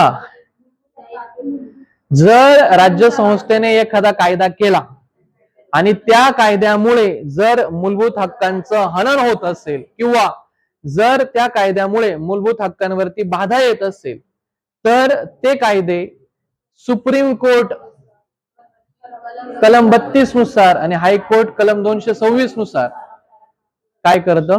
रद्द करतं. म्हणजे ते कायदे शून्यवत करण्याचा अधिकार सुप्रीम कोर्टला आहे. ऍक्च्युली कलम 32 नुसार अशा कायद्याच्या विरोधात आम्ही कुठे जातो? सुप्रीम कोर्टमध्ये. आणि कलम 226 नुसार आम्हाला त्या कायद्याच्या विरोधात कुठे जाण्याचा अधिकार आहे? 226 नुसार. 226 नुसार कुठे जाण्याचा अधिकार आहे? हायकोर्टमध्ये. म्हणजे कलम 13 काय सांगतो? जर राज्य संस्था मूलभूत हक्कांशी विसंगत असलेले कायदे करत असेल आणि या केलेल्या कायद्याला सर्वोच्च न्यायालय कलम 32 नुसार, उच्च न्यायालय कलम 226 नुसार काय करतं? शून्यवत असेल असं घोषित करतं. म्हणजे ते कायदे जर राज्य संस्थांच्या कायद्यामुळे मूलभूत हक्कांवरती हनन येत असेल, मूलभूत हक्कांना जर बाधा निर्माण होत असेल तर असे कायदे डिसमिस करण्याचा अधिकार सुप्रीम कोर्ट आणि हायकोर्टला प्राप्त होतो. कलम 13 नुसार. कलम 13 सांगतो हे. त्या राज्य संस्थेच्या त्या कायद्यांना बॅन करण्याचं, डिसमिस करण्याचं, ते कायदे शून्यवत करण्याचा अधिकार सुप्रीम कोर्ट आणि हायकोर्टला प्राप्त झालेला आहे. चला, महत्वाचा मुद्दा बघा इथे. कलम 368 नुसार केलेल्या घटना दुरुस्ती कायद्याला आव्हान देता येतं का? आता इथं 44वी घटना दुरुस्ती आपण मेन्शन केली. बरं, कलम 13 कळला का रे? कलम 13 काय म्हणतो? जर कायद्यामुळे काय होतंय? मूलभूत हक्कांचं हनन होते तर ते कायदे शून्यवत म्हणजे बॅन करण्याचा अधिकार सुप्रीम कोर्टला आणि हायकोर्टला दोघांनाही प्राप्त. त्या कायद्याविरोधात आपण 32 नुसार कुठे जातो? सुप्रीम कोर्टमध्ये. आणि त्या कायद्याविरुद्ध 226 नुसार आपण कुठे जातो? हायकोर्टमध्ये. इथपर्यंत कळलं? छान. बरं, आता महत्वाचा मुद्दा आहे की जर फंडामेंटल मूलभूत हक्कांमध्ये 368 नुसार दुरुस्ती करता येते का? कलम 368 नुसार मूलभूत हक्कांमध्ये दुरुस्ती करता येते. पहिला मुद्दा येते. पण जर आम्ही कलम 368 नुसार जर मूलभूत हक्कांमध्ये आम्ही काय केलं राजा? बदल केला. जर मूलभूत हक्कांमध्ये आम्ही जर बदल केला तर या बदलाला तुम्ही न्यायालयात आव्हान देऊ शकत नाही. तुम्ही त्या बदलाच्या विरोधात न्यायालयात जाल का? नाही जाणार. असं कोणती घटना दुरुस्ती सांगते? 24वी घटना दुरुस्ती 1971. समजते हा मुद्दा? जर एखादी घटना दुरुस्ती आम्ही फंडामेंटल राईट्स मध्ये केली आणि जर ती घटना दुरुस्ती आम्ही थोडीशी चुकीची असेल तर तुम्ही लगेच सुप्रीम कोर्टमध्ये त्या घटना दुरुस्तीला आव्हान देऊ शकत नाही. असं कोण सांगतं? 24वी घटना दुरुस्ती. पण खरं तर असं जर झालं तर मग तुम्ही काही पण बदल कराल ना फंडामेंटल राईट्स मध्ये. हे चुकीचं आहे. पण हे कुणी सांगितलं? कोणी? घटना दुरुस्ती कोणती? 24वी घटना दुरुस्ती काय म्हणते? जर तुम्ही मूलभूत हक्कांमध्ये बदल केला तर तुम्ही त्याला न्यायालयात आव्हान देऊ शकत. कोणती घटना दुरुस्ती सांगते? 24वी. मग याला उत्तर कोणत्या खटल्याने दिलं? केशवानंद भारती खटला. मग केशवानंद भारती खटला काय म्हटला? नाही, तुम्ही 100% दुरुस्ती करू शकतात, पण ती दुरुस्ती करत असताना तुम्ही मूलभूत हक्कांच्या मूलभूत संरचनेला धक्का लावता कामा नाही. मग आता 2-3 मुद्दे क्लिअर झाले. मग मला सांगा, मूलभूत हक्कांमध्ये दुरुस्ती करता येते का? येते. 24वी घटना दुरुस्ती काय म्हटली होती? जर बदल केले तर त्याला तुम्ही न्यायालयात आव्हान देऊ शकत. त्याला उत्तर कोण दिलं? केशवानंद. मग केशवानंद भारती काय म्हटले? बदल करता येऊ शकतो, पण असा बदल करत असताना तुम्ही घटनेच्या मूलभूत संरचनेत बदल करू शकत नाही. बदल करता येईल करायचा नाही, बदल करता येणार नाही. बरं, याच्या आधी तुम्ही हा मुद्दा बघितला का? कलम 13 लक्षात आला?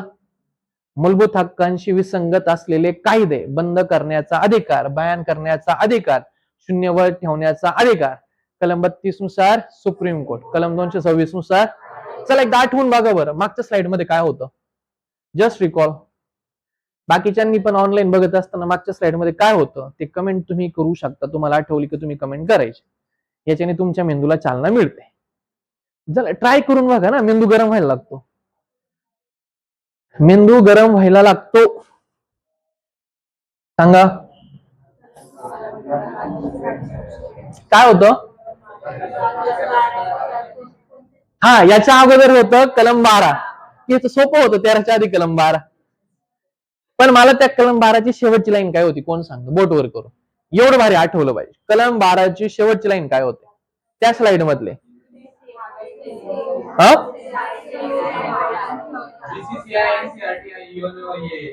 Very nice. ही शेवटची लाईन आहे. बीसीसीआय, एनसीआरटी, युएनओ, सहकारी संस्था, खाजगी कंपन्या यांना राज्य संस्थेचा दर्जा. त्या स्लाइडची पहिली हेडिंग काय होते.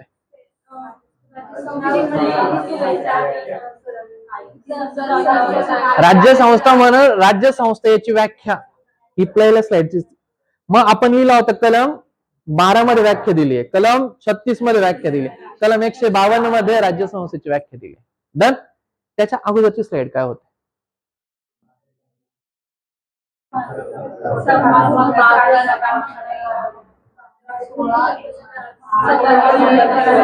सकारात्मक आणि नकारात्मक. काही मूलभूत हक्क सकारात्मक आहे, काही मूलभूत हक्क. त्याच्या पुढची लाईन काय होते.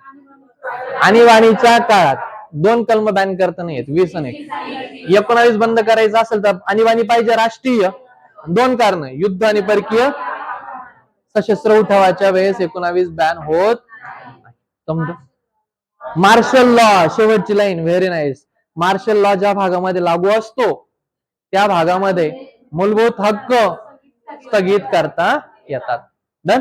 असं आठवतं तुम्हाला. असं 1 बाय 1 आठवलं पाहिजे, असा मेंदूला त्रास झाला पाहिजे. त्याच्याने काय होतं माहितीये का, असं जर तुम्ही रिकॉल करण्याचा प्रयत्न केला तुम्हाला हे जड वाटायला लागतं.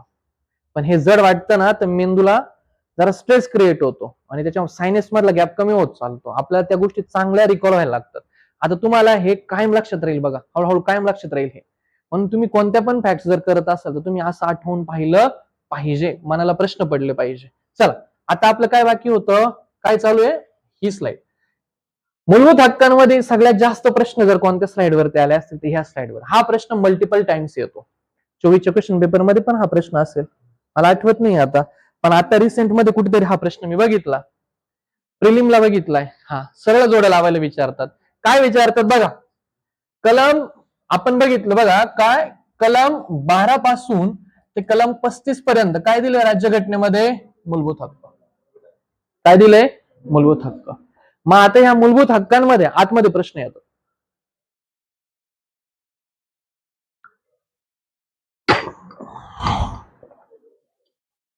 तुम्हाला काही गोष्टी माहित पाहिजे बघा.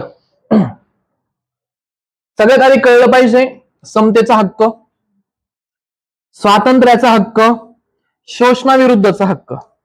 कोणकोणते हक्क आहे. समतेचा हक्क. कोणकोणते हक्क आहे राजा. समतेचा हक्क, स्वातंत्र्याचा हक्क, शोषणाविरुद्धचा हक्क.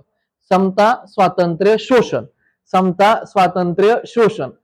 धार्मिक स्वातंत्र्याचा हक्क, सांस्कृतिक आणि शैक्षणिक हक्क, आणि शेवटले येतं घटनात्मक उपाययोजनांचा हक्क. सगळ्यात आधी काय पाहिलं आपण, समतेचा हक्क. सगळ्यात आधी काय पाहिलं, नंतर पाहिलं स्वातंत्र्याचा हक्क. पहिले सहस आहे बघा, समतेचा हक्क, स्वातंत्र्याचा हक्क, शोषणाविरुद्धचा हक्क, धार्मिक स्वातंत्र्याचा हक्क, धार्मिक स्वातंत्र्याचा हक्क, सांस्कृतिक आणि शैक्षणिक हक्क, आणि शेवटला येतं घटनात्मक हक्क. शेवटला काय येतं, घटनात्मक हक्क. घटनात्मक उपाययोजनांचा हक्क. तुम्हाला हा प्रश्न जोड्या लावायला येतो. प्रश्न कशाला येतो राजा, जोड्या लावा. नीट लक्षात ठेवायचा, प्रश्न हा जोड्या लावायला येतो आणि खूप वेळा विचारतात हा प्रश्न. तुम्हाला हे छान लक्षात राहिलं पाहिजे. तुमच्या राज्यघटनेमध्ये जो समतेचा हक्क आहे, तो समतेचा हक्क कलम 14 पासून कुठपर्यंत दिलाय, कलम 18 पर्यंत. चला सांगा, समतेचा हक्क कलम 14 ते 18. कलम 14 ते 18 हा कसला हक्क आहे समतेचा. बर, कलम 14 स्वतःच म्हणतो कायद्यासमोर समानता. काय म्हणतो कलम 14? कायद्यासमोर समानता. कायद्यासमोर समानता. म्हणून समतेचा हक्क. इथं कायद्यासमोर समानता कलम 14 आपल्याला पाठ राहतं आणि त्याच्यावरून आपण लक्षात ठेवायचं की कायद्यासमोर समानता कोणत्या कलमात दिली आहे राजा? कलम 14 मध्ये. कायद्यासमोर समानता कोणत्या कलमामध्ये? कलम 14. आणि म्हणून समतेचा हक्क कलम 14 पासून कलम 18 पर्यंत. कलम 14 पासून कलम 18 पर्यंत. नंतर आपल्याला पाहायला मिळतात स्वातंत्र्याचा हक्क. स्वातंत्र्याचा हक्क मिळतो आपल्याला कलम 19 पासून कलम 22 पर्यंत. कलम 19 ते कलम 22 कसले हक्क आहेत हे? स्वातंत्र्याचे. कलम 19 पासून कलम कोणते हक्क आहे? स्वातंत्र्याचे. शोषणाविरुद्धचा हक्क कलम 23 आणि 24. कलम इथं काय झालं? चुकीचं झालं. इथे 29 30 झालं का? इथं काय पाहिजे? कलम 23 आणि 24. कलम काय पाहिजे? कलम 23 आणि 24. शोषणाविरुद्धचा हक्क कलम 23 आणि 24. चला एकदा परत रिकॉल करू. पहिला समतेचा समानतेचा हक्क कलम 14 ते कलम 18. नंतर स्वातंत्र्याचा हक्क कलम 19 22. शोषणाविरुद्धचा हक्क कलम 23 24. शोषणाविरुद्धचा हक्क कलम 23 24. कलम 23 24.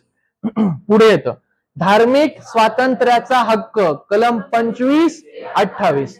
धार्मिक स्वातंत्र्याचा हक्क कलम 25 ते 28. सांस्कृतिक आणि शैक्षणिक हक्क. सांस्कृतिक आणि शैक्षणिक हक्क कलम 29 आणि 30. आणि शेवटचा घटनात्मक उपाययोजनांचा हक्क कलम.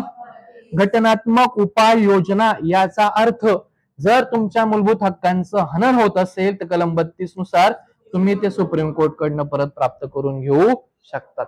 जोड्या लावायचा प्रश्न येतो. खूप सोपा प्रश्न आहे हा. परत एकदा जनरेट होईल यावरती प्रश्न. तुम्हाला तो सांगता आला पाहिजे. समानतेचा हक्क, स्वातंत्र्याचा हक्क, शोषणाविरुद्धचा हक्क, धार्मिक स्वातंत्र्याचा हक्क, सांस्कृतिक आणि शैक्षणिक हक्क आणि घटनात्मक उपाययोजनांचा हक्क. चला छान रिकॉल करू.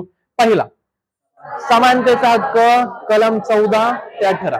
नंतर स्वातंत्र्याचा हक्क कलम 19 ते 22. नंतर शोषणाविरुद्धचा हक्क 23 24.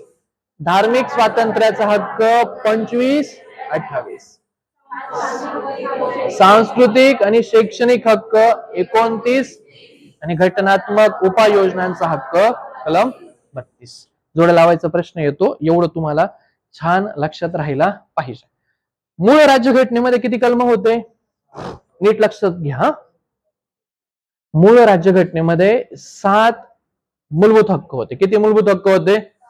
त्याच्यामधला एक मूलभूत हक्क काढून घेतला. तो मूलभूत हक्क काढला ज्याचं नाव होतं संपत्तीचा हक्क. तुम्हाला मूळ राज्यघटनेमध्ये संपत्तीचा हक्क दिलेला होता. पण हा जो संपत्तीचा हक्क आहे हा कोणत्या कलमात दिला होता रे? कलम 31 मध्ये. कलम 31 मध्ये तुम्हाला राज्यघटनेने संपत्तीचा हक्क दिला होता. संपत्तीच्या हक्काचा कलम काय होता? कलम 31. मग हा जो संपत्तीचा हक्क आहे हा धरून मूळ राज्यघटनेमध्ये किती हक्क होते राजा? 7. मूळ राज्यघटनेमध्ये 7 हक्क होते. 7वा जो हक्क आहे संपत्तीचा हक्क हा 44वी घटना दुरुस्ती केली. साल होते 1978 आणि 44वी घटना दुरुस्ती 1978 ने हा संपत्तीचा हक्क काढून घेतला आणि हा संपत्तीचा हक्क भाग 12 मध्ये प्रकरण 4 मध्ये आणि कलम 300A मध्ये नंतर टाकलाय. असं लक्षात ठेवायचं. मूळ घटनेत किती भाग किती मूलभूत हक्क होते? 7. 7वा मूलभूत हक्क संपत्तीचा अधिकार कलम 31 हा वगळला आणि वगळण्यासाठी घटना दुरुस्ती केली 44 साल 1978. हा भाग 3 मधनं काढला आणि कुठे नेऊन ठेवला? भाग 12 मध्ये. भाग 12 मध्ये प्रकरण 4 मध्ये आणि कलम 300A मध्ये आपल्याला संपत्तीचा अधिकार सध्या पाहायला मिळतो. संपत्तीचा कायदा, संपत्तीचा जो हक्क आहे हा अगोदर मूलभूत हक्क होता आणि ज्यावेळेस तो आर्टिकल 300A मध्ये गेला तो काय झाला? कायदेशीर हक्क. आता हा मूलभूत हक्क आहे का? आता हा काय झाला? कायदेशीर हक्क.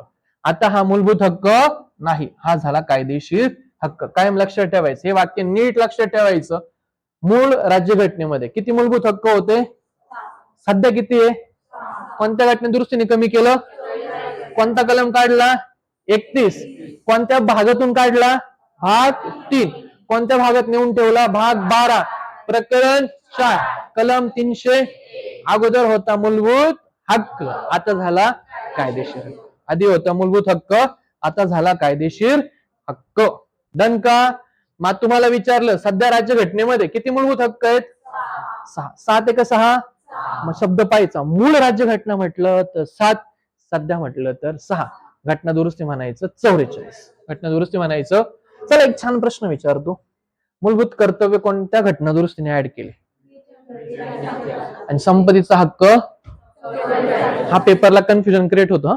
संपत्ती आपल्याला 42 वाटायला लागते नंतर 42 नाही. संपत्तीसाठी कोणता आर्टिकल? 44. कलम 14 कायद्यासमोर समानता. आता कलम 14 ला आपल्याला पाहायचं. कलम 14 काय म्हणतो? कायद्यासमोर समानता म्हणजे राज्य संस्था कोणत्याही व्यक्तीत कायद्यासमोर समानता नाकारणार नाही. राज्य संस्था कोणत्याही व्यक्तीला कायद्यासमोर समानता नाकारणार नाही. म्हणजे राज्य संस्था प्रत्येक व्यक्तीला कायद्यासमोर समान दर्जा देईल. असं म्हणणार नाही की तू व्यक्ती कायद्यासमोर समान नाहीये, तुला एखादा विशेष अधिकार आहे, बाकीच्यांना कमी अधिकार आहे, असं होत नाही. भारतीय राज्यघटनेनुसार प्रत्येक व्यक्तीला कायद्यासमोर समानता आपल्याला प्राप्त झालेली पाहायला मिळतं. प्रत्येक व्यक्ती हा कायद्यासमोर कसा असतो? समान असतो. राहील लक्षात. प्रत्येक व्यक्ती कायद्यासमोर कसा असतो? समान असतो. नोंदणीकृत संस्था, वैधानिक महामंडळ, व्यावसायिक संस्था किंवा इतर कोणत्याही प्रकारच्या कायदेशीर व्यक्तींचा समावेश व्यक्ती या व्याख्येमध्ये होतो. इतकं लक्षात ठेवण्याची गरज नाही. व्यक्ती या व्याख्येत कशा समावेश होतो? नोंदणीकृत संस्था, ज्या संस्थांची नोंदणी झाली आहे त्याला सुद्धा आम्ही व्यक्ती म्हणू शकतो. ज्या काही वैधानिक महामंडळ असतील त्यांना सुद्धा व्यक्तीचा दर्जा दिलाय. व्यावसायिक संस्था असतील त्यांना व्यक्तीचा दर्जा दिलाय, किंवा इतर कायदेशीर व्यक्ती असतील त्यांना सुद्धा व्यक्तीचा दर्जा दिलाय. कारण ही हेडिंग काय म्हणते? कलम 14 ची हेडिंग काय म्हणते? राज्य संस्था कोणत्याही व्यक्तीला, व्यक्ती म्हणजे फक्त पुरुष का? नाही. राज्य संस्था कोणत्याही व्यक्तीला कायद्यासमोर समानता नाकारणार नाही. मग नेमक्या व्यक्ती म्हणजे कोण? व्यक्ती म्हणजे फक्त पुरुष आणि स्त्री का? नाही. कलम 14 म्हणतो व्यक्तीमध्ये आम्ही नोंदणीकृत संस्था ज्या आहेत त्यांना सुद्धा आम्ही व्यक्ती म्हणतो. म्हणजे नोंदणीकृत संस्थांना सुद्धा कायद्यासमोर काय असेल? समानता. वैधानिक संस्था त्यांना सुद्धा कायद्यासमोर काय असेल? समानता. ज्या काही व्यावसायिक संस्था असतील त्यांना सुद्धा आम्ही कायद्यासमोर काय देणार? समानता. कलम 14 ची हेडिंग आली कायद्यासमोर समानता. कोणत्याही व्यक्तीला राज्य संस्था कायद्यासमोर समानता नाकारणार नाही. मग व्यक्ती म्हणजे फक्त पुरुष आणि स्त्री नाही, तर व्यावसायिक संस्था, काही कायदेशीर संस्था, नोंदणीकृत संस्था यांचा समावेश सुद्धा व्यक्ती या संस्थेमध्ये, व्यक्ती या व्याख्येमध्ये आपण करतो. राहील लक्षात. आता 2 महत्वाचे शब्द आहेत, कायद्यासमोर समानता आणि कायद्याचे समान संरक्षण. हे 2 महत्वाचे शब्द तुम्हाला लक्षात आले पाहिजे. मागच्या स्लाइड मध्ये काय होतं? कायद्यासमोर, त्याच्यानंतर काय होतं? आठवत नाही. कोणताही राज्य संस्था कोणत्याही व्यक्तीला कायद्यासमोर समानता नाकारणार. मग व्यक्ती म्हणजे फक्त पुरुष स्त्री का? मग काय काय येतं व्यक्तीमध्ये? नोंदणीकृत संस्था, वैधानिक संस्था, व्यावसायिक संस्था, नोंदणीकृत संस्था यांना सुद्धा आम्ही व्यक्तीचा दर्जा दिला. यांना सुद्धा कायद्यासमोर समानता नाकारता येणार नाही. आलं लक्षात. मग आता कलम 14 मध्ये 2 महत्वाच्या टर्म्स आहेत, त्यावरती प्रश्न खूप सुंदर जनरेट होतात. त्यामधली पहिली टर्म येते कायद्यासमोर समानता, आणि एक दुसरी टर्म तुम्हाला पाहायला मिळेल कायद्याचे समान संरक्षण. अजिबात कन्फ्युजन करायचं नाही. कायद्यासमोर समानता, कायदा, हा कायदा ज्या वेळेस शब्द येतो, कायदा कुठे तयार केला जातो? असेंब्लीमध्ये. कायदा तयार केला जातो संसदेमध्ये, राज्य विधिमंडळामध्ये. आणि कायद्या तयार करण्याच्या गोष्टी म्हणजे संसदेच्या, राज्य विधिमंडळाच्या ह्या साऱ्या ज्या गोष्टी आहेत या सगळ्या आपण ब्रिटनकडनं घेतल्या. मग कायद्यासमोर समानता ही जी गोष्ट आहे ती आम्ही कोणत्या देशाकडनं घेतली? तुम्हाला आणखी एक इथं टर्म पाहायला मिळेल कायद्याचे समान संरक्षण. आणखी एक गोष्ट पाहायला मिळेल कायद्याचे समान संरक्षण. मग कायद्यासमोर समानता आम्ही घेतली कोणत्या देशाकडनं? ब्रिटनकडनं. आणि कायद्याचे समान संरक्षण हे घेतलं आम्ही अमेरिकाकडून. आता एक गोष्ट लक्षात घ्या, कायद्याचे समान संरक्षण म्हणजे एखादा कायद्यानुसार सगळ्यांचं समान संरक्षण केलं जाईल, ही गोष्ट तुमची येते न्यायालयाच्या रिलेटेड. न्यायालयाच्या गोष्टी आपण कोणत्या देशाकडनं घेतल्या? आणि म्हणून कायद्यासमोर समानता आम्ही घेतलं ब्रिटनकडनं आणि कायद्याचं समान संरक्षण ही गोष्ट घेतली आम्ही. काय हरकत का? राहील लक्षात? राहील लक्षात? कायद्यासमोर समानता ब्रिटन आणि कायद्याचे समान संरक्षण. जमतंय का? कायद्यासमोर समानता ही टर्म आम्ही कोणत्या देशाकडनं घेतली? ब्रिटनकडनं. आणि कायद्याचे समान संरक्षण ही गोष्ट घेतली आम्ही अमेरिकेकडनं. कायद्यासमोर समानता म्हणजे काय? ही नकारात्मक संकल्पना आहे. नेहमी लक्षात ठेवा, हा मुद्दा फार महत्वाचा आहे. कायद्यासमोर समानता ही कशी संकल्पना आहे? नकारात्मक. आता ही नकारात्मक संकल्पना का बरं? कायद्यासमोर समानता ही नकारात्मक संकल्पना आहे का बरं?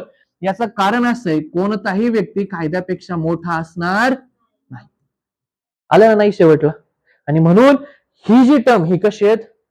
कायद्यासमोर समानता याचा अर्थ कोणताही व्यक्ती कायद्यापेक्षा मोठा असणार नाही. शेवटला नाही आलं म्हणजे ही टर्म कशी आहे? निगेटिव्ह. नेहमी लक्षात ठेवा. मी तुम्हाला यावरती प्रश्न विचारत, कायद्यासमोर समानता कोणत्या देशाकडनं घेतलं?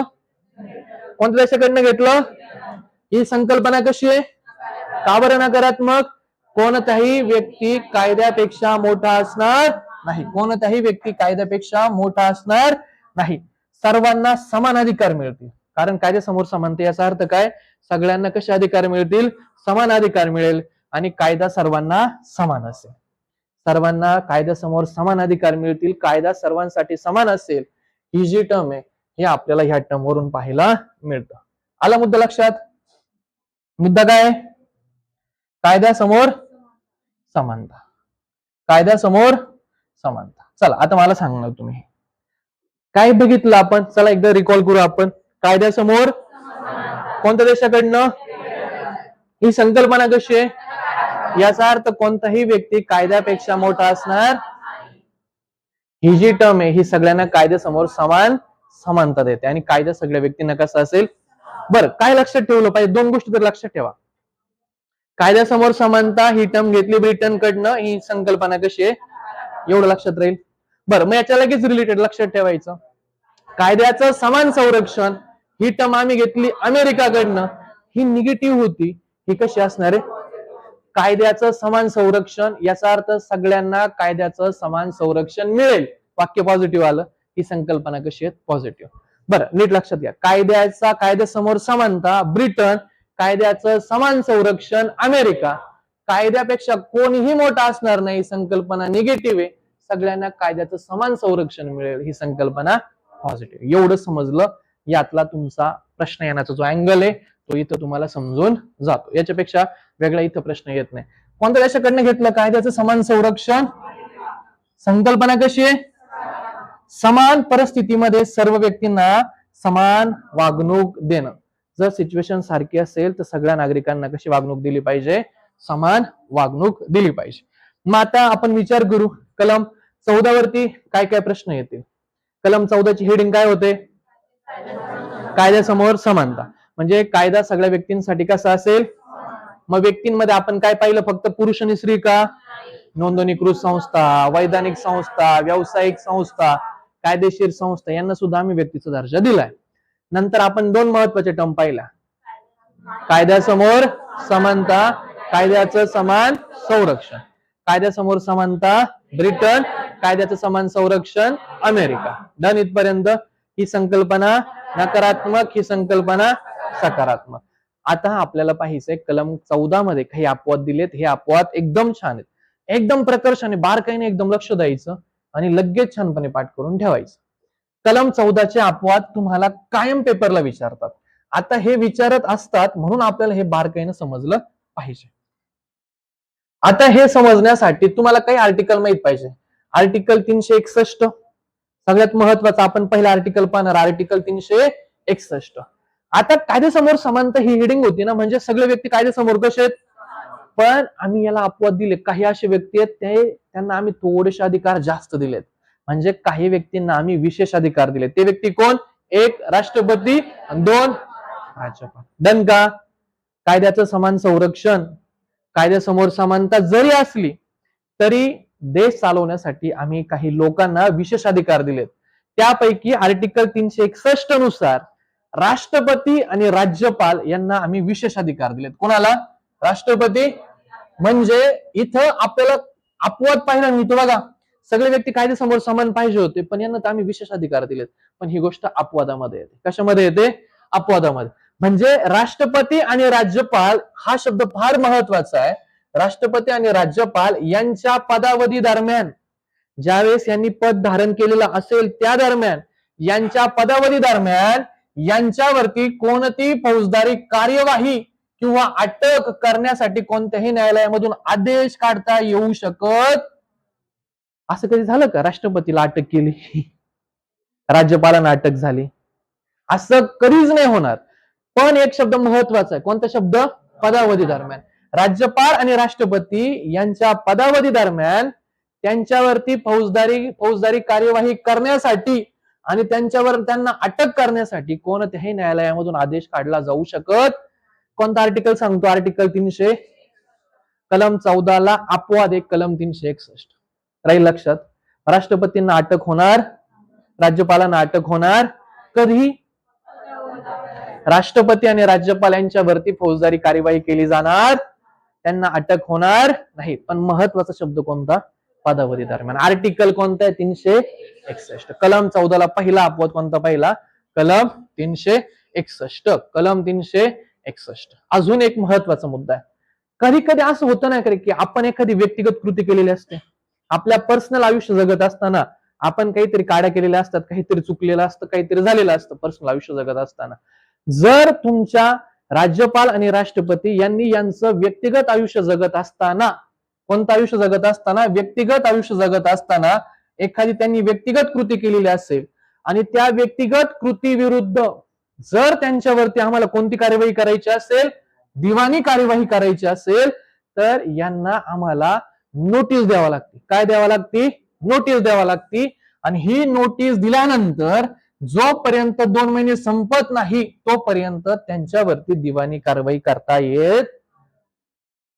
समजतंय? फौजदारी कार्यवाही तर त्यांच्यावरती होऊ शकत. जमलं? कलम 361 काय म्हटला? राष्ट्रपती आणि राज्यपाल यांना पदावधी दरम्यान यांच्यावरती कोणतीही फौजदारी कार्यवाही होणार. डन? फौजदारी कार्यवाही होईल का? त्यांना अटक होणार? असा कोणताही आदेश न्यायालयातून काढता येऊ शकत नाही.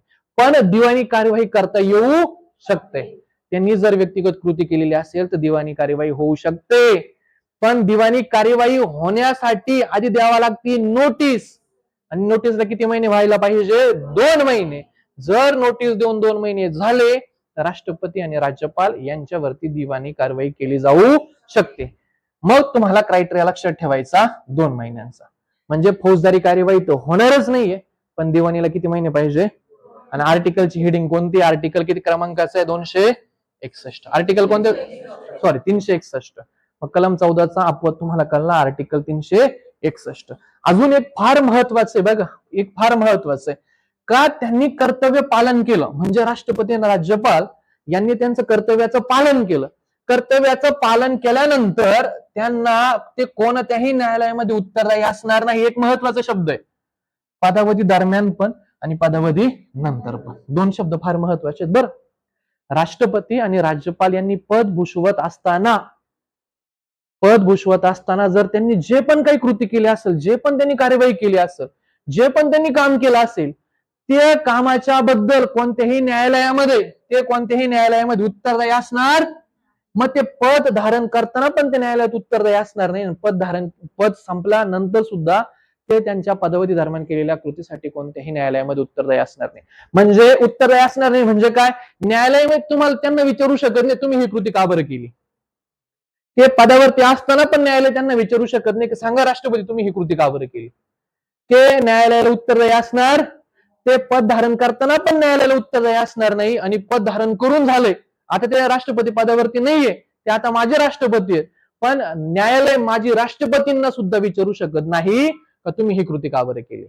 आला मुद्दा लक्षात? आला मुद्दा लक्षात? राष्ट्रपती आणि राज्यपाल यांना पदावधी दरम्यान आणि पदावधी नंतर सुद्धा न्यायालयाला उत्तरदायी असण्याची गरज नाही. 3 मुद्दे लक्षात आले. कलम 14 ला आर्टिकल अपवाद पाहिला 361. फौजदारी कार्यवाही तो होणारच नाही. फौजदारी कार्यवाही होणार नाही, अटक होणार नाही. दिवाणीसाठी 2 महिन्यांची नोटीस पाहिजे, मग करता येऊ शकतं. आणि त्यांनी पदावधी दरम्यान जे पण काही काम केलेलं असेल त्याच्यासाठी ते कोणत्याही न्यायालयामध्ये उत्तरदायी असणार नाही. पहिला अपवाद कळला. पहिला अपवाद कोणता आहे? 361. दुसरा अपवाद कोणता आहे राजा? 361A. असं कधी कधी होईल ना रे, का संसद असेल, संसदेचे काही सदस्य असतील, राज्य विधिमंडळ असेल, राज्य विधिमंडळाचे काही सदस्य असतील, म्हणजे संसद सदस्य असणारे, संसदेमध्ये सदस्य असणारे, राज्य विधिमंडळामध्ये सदस्य असणारे, ते त्यांच्या समितीमध्ये एखाद्या दिवशी भाषण देतील, किंवा संसद सदस्य, राज्य विधिमंडळ सदस्य त्यांच्या कामकाजाचे यथायोग्य वृत्त वर्तमानपत्रामध्ये जर छापलं, म्हणजे संसदेच्या रिलेटेड कामकाज झालंय, विधिमंडळाचं काही काही कामकाज झालंय, आणि जे पण काही कामकाज आहे ते आम्ही योग्य पद्धतीने जर आम्ही वर्तमानपत्रामध्ये जर छापलं, तर त्याच्या विरोधात कोणतीही दिवाणी आणि कोणतीही फौजदारी कार्यवाही केली जाणार नाही. याचा अर्थ काय? संसदेमध्ये आज दिवसभरात जे काही झालं उद्या वर्तमानपत्रामध्ये आम्ही छापू शकतो. राज्याच्या विधिमंडळामध्ये जे पण काही झालं ते आम्ही वर्तमानपत्रामध्ये छापू शकतो, पण ते कसं छापलं पाहिजे? जे झालंय ते, जे योग्य आहे ते तुम्ही वर्तमानपत्रामध्ये छापलं पाहिजे. जर तुम्ही योग्य न्यूज वर्तमानपत्रामध्ये दिली तर न्यूज देणाऱ्यावरती कोणतीही दिवाणी आणि कोणतीही फौजदारी कार्यवाही होणार नाही. आर्टिकल काय? 361. मग लोकसभा चॅनल पाहायला मिळतो बघा, राज्यसभा चॅनल पाहायला मिळतो, यथायोग्य ते सगळं प्रेझेंट करतात. न्यूजपेपर मध्ये येतं बघा, भाषण दिलं, अशा अशा गोष्टी झाल्या, तरी त्यांच्यावरती शिक्षा होणार आहे का? जर तुम्ही संसदेचं, राज्य विधिमंडळाचं यथायोग्य वृत्त वर्तमानपत्रामध्ये जर प्रिंट केलं तर तुमच्यावरती कोणतीही दिवाणी पण करता येणार नाही आणि कोणती फौजदारी कार्यवाही सुद्धा केली जाणार नाही. आलं लक्षात? दोन अपवाद पाहिले. अपवाद 361 पाहिला, अपवाद 361A सुद्धा पाहिला. डन.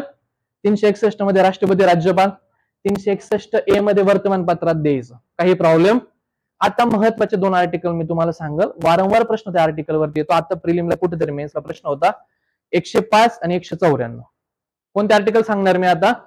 105 आणि आर्टिकल 105.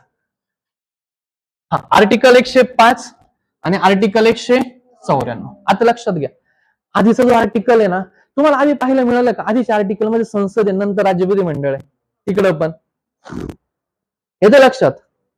म्हणजे 80 मध्ये काय येतं? संसदेची रचना, राज्यसभा यायला पाहिजे 80 मध्ये, 79 संसदेची रचना, 80 मध्ये राज्यसभा, 81 मध्ये लोकसभा. तिकडे 169 ला विधान परिषद निर्माण करणं, नष्ट करणं. मग ते राज्याच्या आर्टिकल नंतर, केंद्राच्या आर्टिकल आधी आहे. मग 105 आर्टिकल कुणाचा असेल? संसदेचा. 194 आर्टिकल कुणाचा असेल? राज्य विधिमंडळाचा. मग संसद सदस्य, आपण 105 नुसार काय म्हणतो? जर एखाद्या संसद सदस्याने त्याच्या समितीमध्ये किंवा सभागृहामध्ये जर एखादं भाषण केलं असेल, एखादं भाषण दिलं असेल, तर त्या भाषणाच्या विरोधात मतदान केलं असेल, जर एखादं भाषण दिलं असेल, वक्तव्य केलं असेल, तर तो कोणत्याही न्यायालयामध्ये कारवाईसाठी पात्र असणार नाही. म्हणजे तुम्ही लोकसभेमध्ये बसले, संसदेमध्ये तुम्ही उठलं, तुम्ही भाषण केलं, मतदान केलं, तुमच्यावरती आम्ही न्यायालयामध्ये तुम्ही उत्तरदायी असणार. तुम्ही न्यायालयाच्या कारवाईसाठी पात्र ठराल का? नाही. मग तुम्हाला वाटेल ते भाषण तुम्ही करू शकता. संसद तेवढं फ्रीडम दिला पाहिजे ना, तरच तुम्ही तेवढी टीका करू शकाल, अदरवाईज टीका होईल का? नाही. म्हणून टीका करण्याचं स्वातंत्र्य मिळण्यासाठी आर्टिकल 105 म्हणतो, जर तुम्ही संसदेमध्ये मतदान केलं, तुम्ही भाषण केलं, वक्तव्य केलं, टीका केली, तरी देखील 105 नुसार तुम्ही कोणत्याही न्यायालयीन कारवाईसाठी पात्र असणार, तुमच्यावरती कोणतीही न्यायालयीन कारवाई होणार. आर्टिकल 100 बघा, राज्याच्या विधिमंडळामध्ये आपले आजूबाजूचे आमदार असतात बघा, तुम्हाला काय आमदार माहित असतील, प्रचंड भाषण आहे, चांगल्या चांगल्या लेवलचं भाषण आहे, टीका टिकणी एकदम भारी होते. मग त्यांनी राज्याच्या विधिमंडळामध्ये जर एखादं मतदान केलं असेल, जर भाषण केलं असेल, टीका टिप्पणी केली असेल, तरी देखील त्यांच्यावरती कोणतीही न्यायालयीन कारवाई होणार. आर्टिकल 194 स्टेटसाठी आर्टिकल 100 आणि केंद्रासाठी होता आर्टिकल 100. कलम 14 संपला, कलम 14 संपला. अजून एक दोन गोष्टी आहेत, त्यानंतर डिस्कस करू, आधी जे झालं ते सांगा. कलम 14 कायद्यासमोर समानता. कोणत्याही व्यक्तीला कायद्यासमोर समानता आम्ही नाकारणार नाही, पण हे सगळं करत असताना तो व्यक्ती या व्याख्येमध्ये फक्त पुरुष आणि स्त्री असणार. कायदेशीर संस्था, वैधानिक संस्था, नोंदणीकृत संस्था, कायदेशीर संस्था यांचा आम्ही व्यक्ती म्हणून समावेश करू शकतो. डन. याच्यानंतरचा मुद्दा काय होता? कायद्यासमोर समानता, कायद्याचं समान संरक्षण.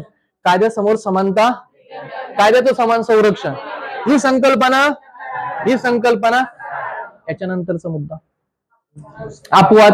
कलम 361 राष्ट्रपती राज्यपाल 361 नुसार कोणतीही फौजदारी कार्यवाही नाही, कोणतीही अटक होणार, दिवाणी कारवाई 2 महिन्याची नोटीस झाल्याशिवाय दिवाणी कारवाई करू शकत, पदावधी दरम्यान पदावधी नंतर पण तुम्ही केलेल्या कृतीसाठी कोणत्याही न्यायालयामध्ये उत्तरदायी असणार.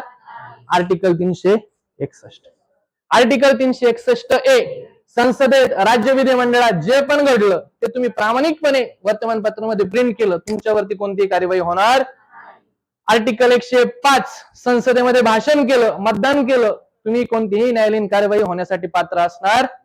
आर्टिकल 194 राज्य विधिमंडळ सदस्याने मतदान केलं, भाषण केलं, कोणत्याही कार्यवाहीसाठी न्यायालयीन कार्यवाहीसाठी पात्र असणार. डन इथपर्यंत. ग्रुप बी 2024 मेन्स इथं प्रश्न आलेला आहे. छान लक्ष द्यायचं, हा प्रश्न पण खूप भारी आहे. परकीय राष्ट्रप्रमुख माहिती आहे, परकीय राष्ट्रप्रमुख डोनाल्ड ट्रम्प सारखे परकीय राष्ट्रप्रमुख, दुसऱ्या देशाचे राष्ट्रपती, पंतप्रधान, ब्ला. परकीय देशाचे राष्ट्रप्रमुख, परकीय देशांचे राजदूत जे भारतामध्ये आले, UN व तिची अभिकरणे दिवाणी आणि फौजदारी कार्यवाही पासून संरक्षित असतील. इथं तुम्हाला कधी कधी दिवाणी देतात, फौजदारी काढून घेतात, किंवा फक्त म्हणतात दिवाणी कार्यवाहीसाठी पात्र नसतील, फौजदारीसाठी असतील. इथं फसवतात तुम्हाला दिवाणी फौजदारीमध्ये. जर विचार करा, जर एखाद्या परकीय देशाचा राष्ट्रप्रमुख आपल्या भारतामध्ये आला, त्याच्यावरती तुम्ही दिवाणी कार्यवाही केली तर भांडणं होतील ना देशांचे, युद्ध व्हायला लागेल डायरेक्ट. जर डोनाल्ड ट्रम्प भारतामध्ये आले ना आपण त्यांना फौजदारी कार्यवाहीला लावलं, अमेरिका शांत बसणार. जर एखाद्या देशाच्या नागरिकांनी, समजा रशियाचा राजदूत भारतामध्ये, आणि जर तुम्ही त्याला दिवाणी फौजदारी कार्यवाही त्याच्यावरती जर केली तर रशियामध्ये जे भारताचे नागरिक असतील त्यांना ते त्रास द्यायला सुरुवात करते. म्हणजे परकीय देशाचे राष्ट्रप्रमुख, परकीय देशाचे राजदूत, UN तिची अभिकरणे, UN पण येतं हा त्यात, UN तिच्या काही इतर संस्था, या दिवाणी आणि फौजदारी या दोघही कार्यवाहीपासून त्यांना आपण संरक्षण देतो. त्यांच्यावरती ना दिवाणी कार्यवाही केली जाते ना त्यांच्यावरती फौजदारी कार्यवाही केली जाते. मग तुम्हाला हा जो मुद्दा आहे हा पेपरसाठी खूप जास्त महत्वाचा आहे. मुद्दे काय काय लक्षात ठेवायचे? परकीय राष्ट्रप्रमुख, राजदूत, UN तिच्या संस्था यांच्यावरती दिवाणी पण होणार नाही आणि यांच्यावरती फौजदारी पण होणार नाही. चला बोला, कोण कोण? परकीय राष्ट्रप्रमुख, राजदूत, UN तिची अभिकरण, तीनच गोष्टी. परकीय राष्ट्रप्रमुख, राजदूत, UN तिची अभिकरण, यांच्यावरती दिवाणी पण होणार नाही आणि यांच्यावरती फौजदारी पण होणार नाही. आर्टिकल 31C फार महत्वाचा आहे, वारंवार पेपरला येतो, कंबाईनच्या पेपरमध्ये पण आलेला आहे. आर्टिकल 31C काय म्हणतो बघा. तुम्ही आर्टिकल 39 सगळं मी इन डिटेल सांगितलं होतं, तुम्हाला आठवत असतील तर बघा. 39 A B C D E F.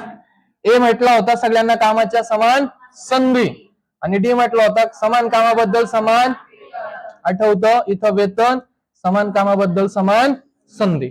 बी आणि सी, सी काय म्हणतो? संपत्तीचं केंद्रीकरण होणार आणि संपत्ती तुम्ही कशी केली पाहिजे? चांगल्या स्वरूपात वितरित केली पाहिजे. ई काय म्हणतो?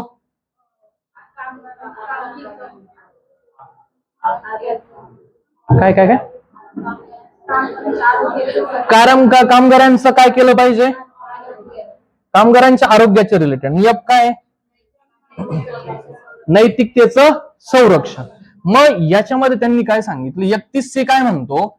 जर 39B म्हणजे संपत्तीचं चांगलं वितरण झालं पाहिजे, आणि 39C संपत्तीचं काय नाही झालं पाहिजे, केंद्रीकरण व्हायला नको, संपत्तीचं काय झालं, चांगलं वितरण झालं पाहिजे. जर संपत्तीचं वितरण करण्यासाठी आणि संपत्तीचं केंद्रीकरण होऊ नये याच्यासाठी जर आम्हाला हे जर मिळवायचं असेल, जर आम्हाला हे अचीव करायचं असेल, हे अचीव करण्यासाठी जर आम्ही एखादा कायदा केला, म्हणजे संपत्तीचं वितरण होऊन चांगलं झालं पाहिजे, हे होण्यासाठी जर आम्ही एखादा कायदा केला, जर संपत्तीचं केंद्रीकरण होऊ नये याच्यासाठी जर आम्ही एखादा कायदा केला, आणि जर या कायद्यामुळं कलम 14 आणि कलम 19चं उल्लंघन होत असेल तरी काही प्रॉब्लेम नाही.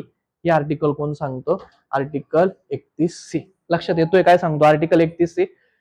आर्टिकल 31C म्हणतो कलम 39B आणि कलम 39C याच्या अंमलबजावणीसाठी जर एखादा कायदा केला आणि त्या कायद्यामुळे कलम 14 आणि कलम 19 उल्लंघन होत असेल तर याच्या कारणावरनं तुम्ही त्याला न्यायालयात आव्हान देऊ शकत नाही.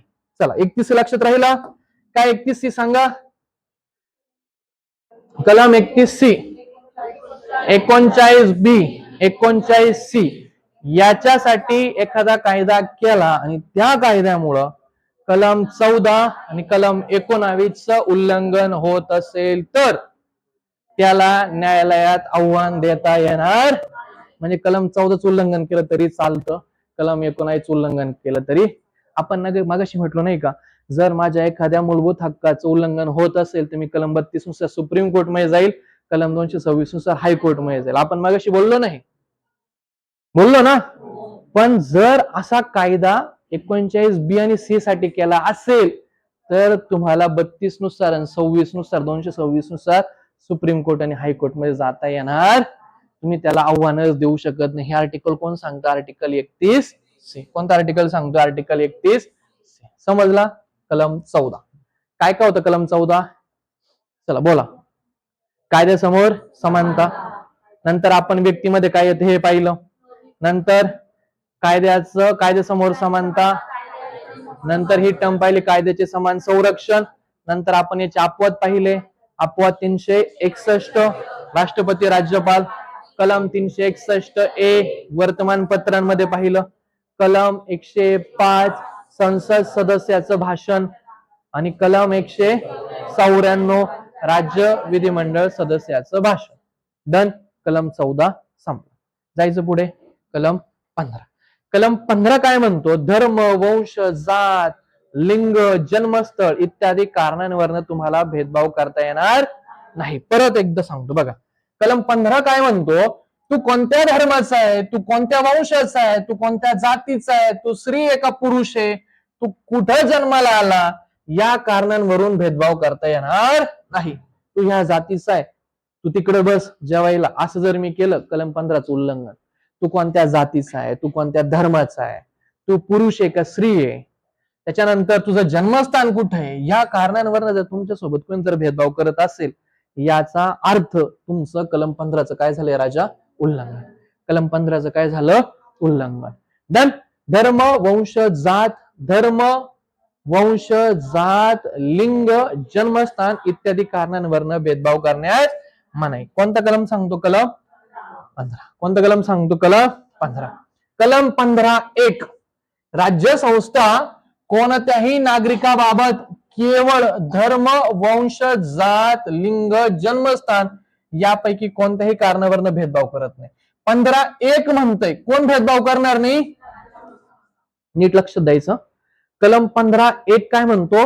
राज्य संस्था भेदभाव करणार नाही. कोणत्या कारणांवरनं? जन्मस्थान, वंश, धर्म, जन्मस्थळ, लिंग याच्यावरनं राज्य संस्था भेदभाव करणार नाही.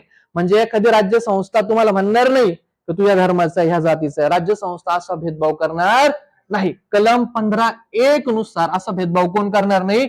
आणि म्हणून कलम 15(1) हा फक्त कोणाच्या विरुद्धात तुम्हाला मिळतो? तो खाजगी संस्थेविरुद्ध मिळत. कारण कलम 15(1) कुणासाठी? राज्य संस्थेसाठी मेन्शन केले. म्हणून तुम्हाला विचारतील कलम 15(1) कुणासाठी आहे? फक्त राज्य संस्थेसाठी. तो खाजगी व्यक्तींसाठी अवेलेबल नाही. आलं लक्षात?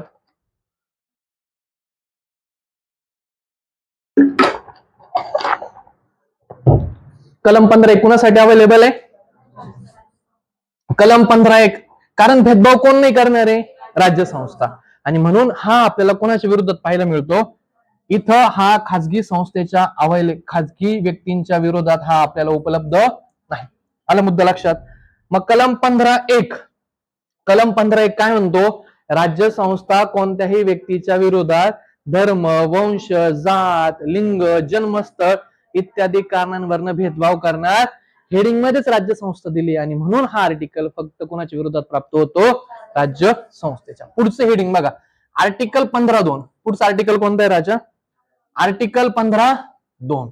आर्टिकल 15(2) नुसार कोणत्याही नागरिकावर केवळ धर्म, वंश, जात, लिंग, जन्मस्थान या कारणांवरनं भेदभाव करता येणार नाही.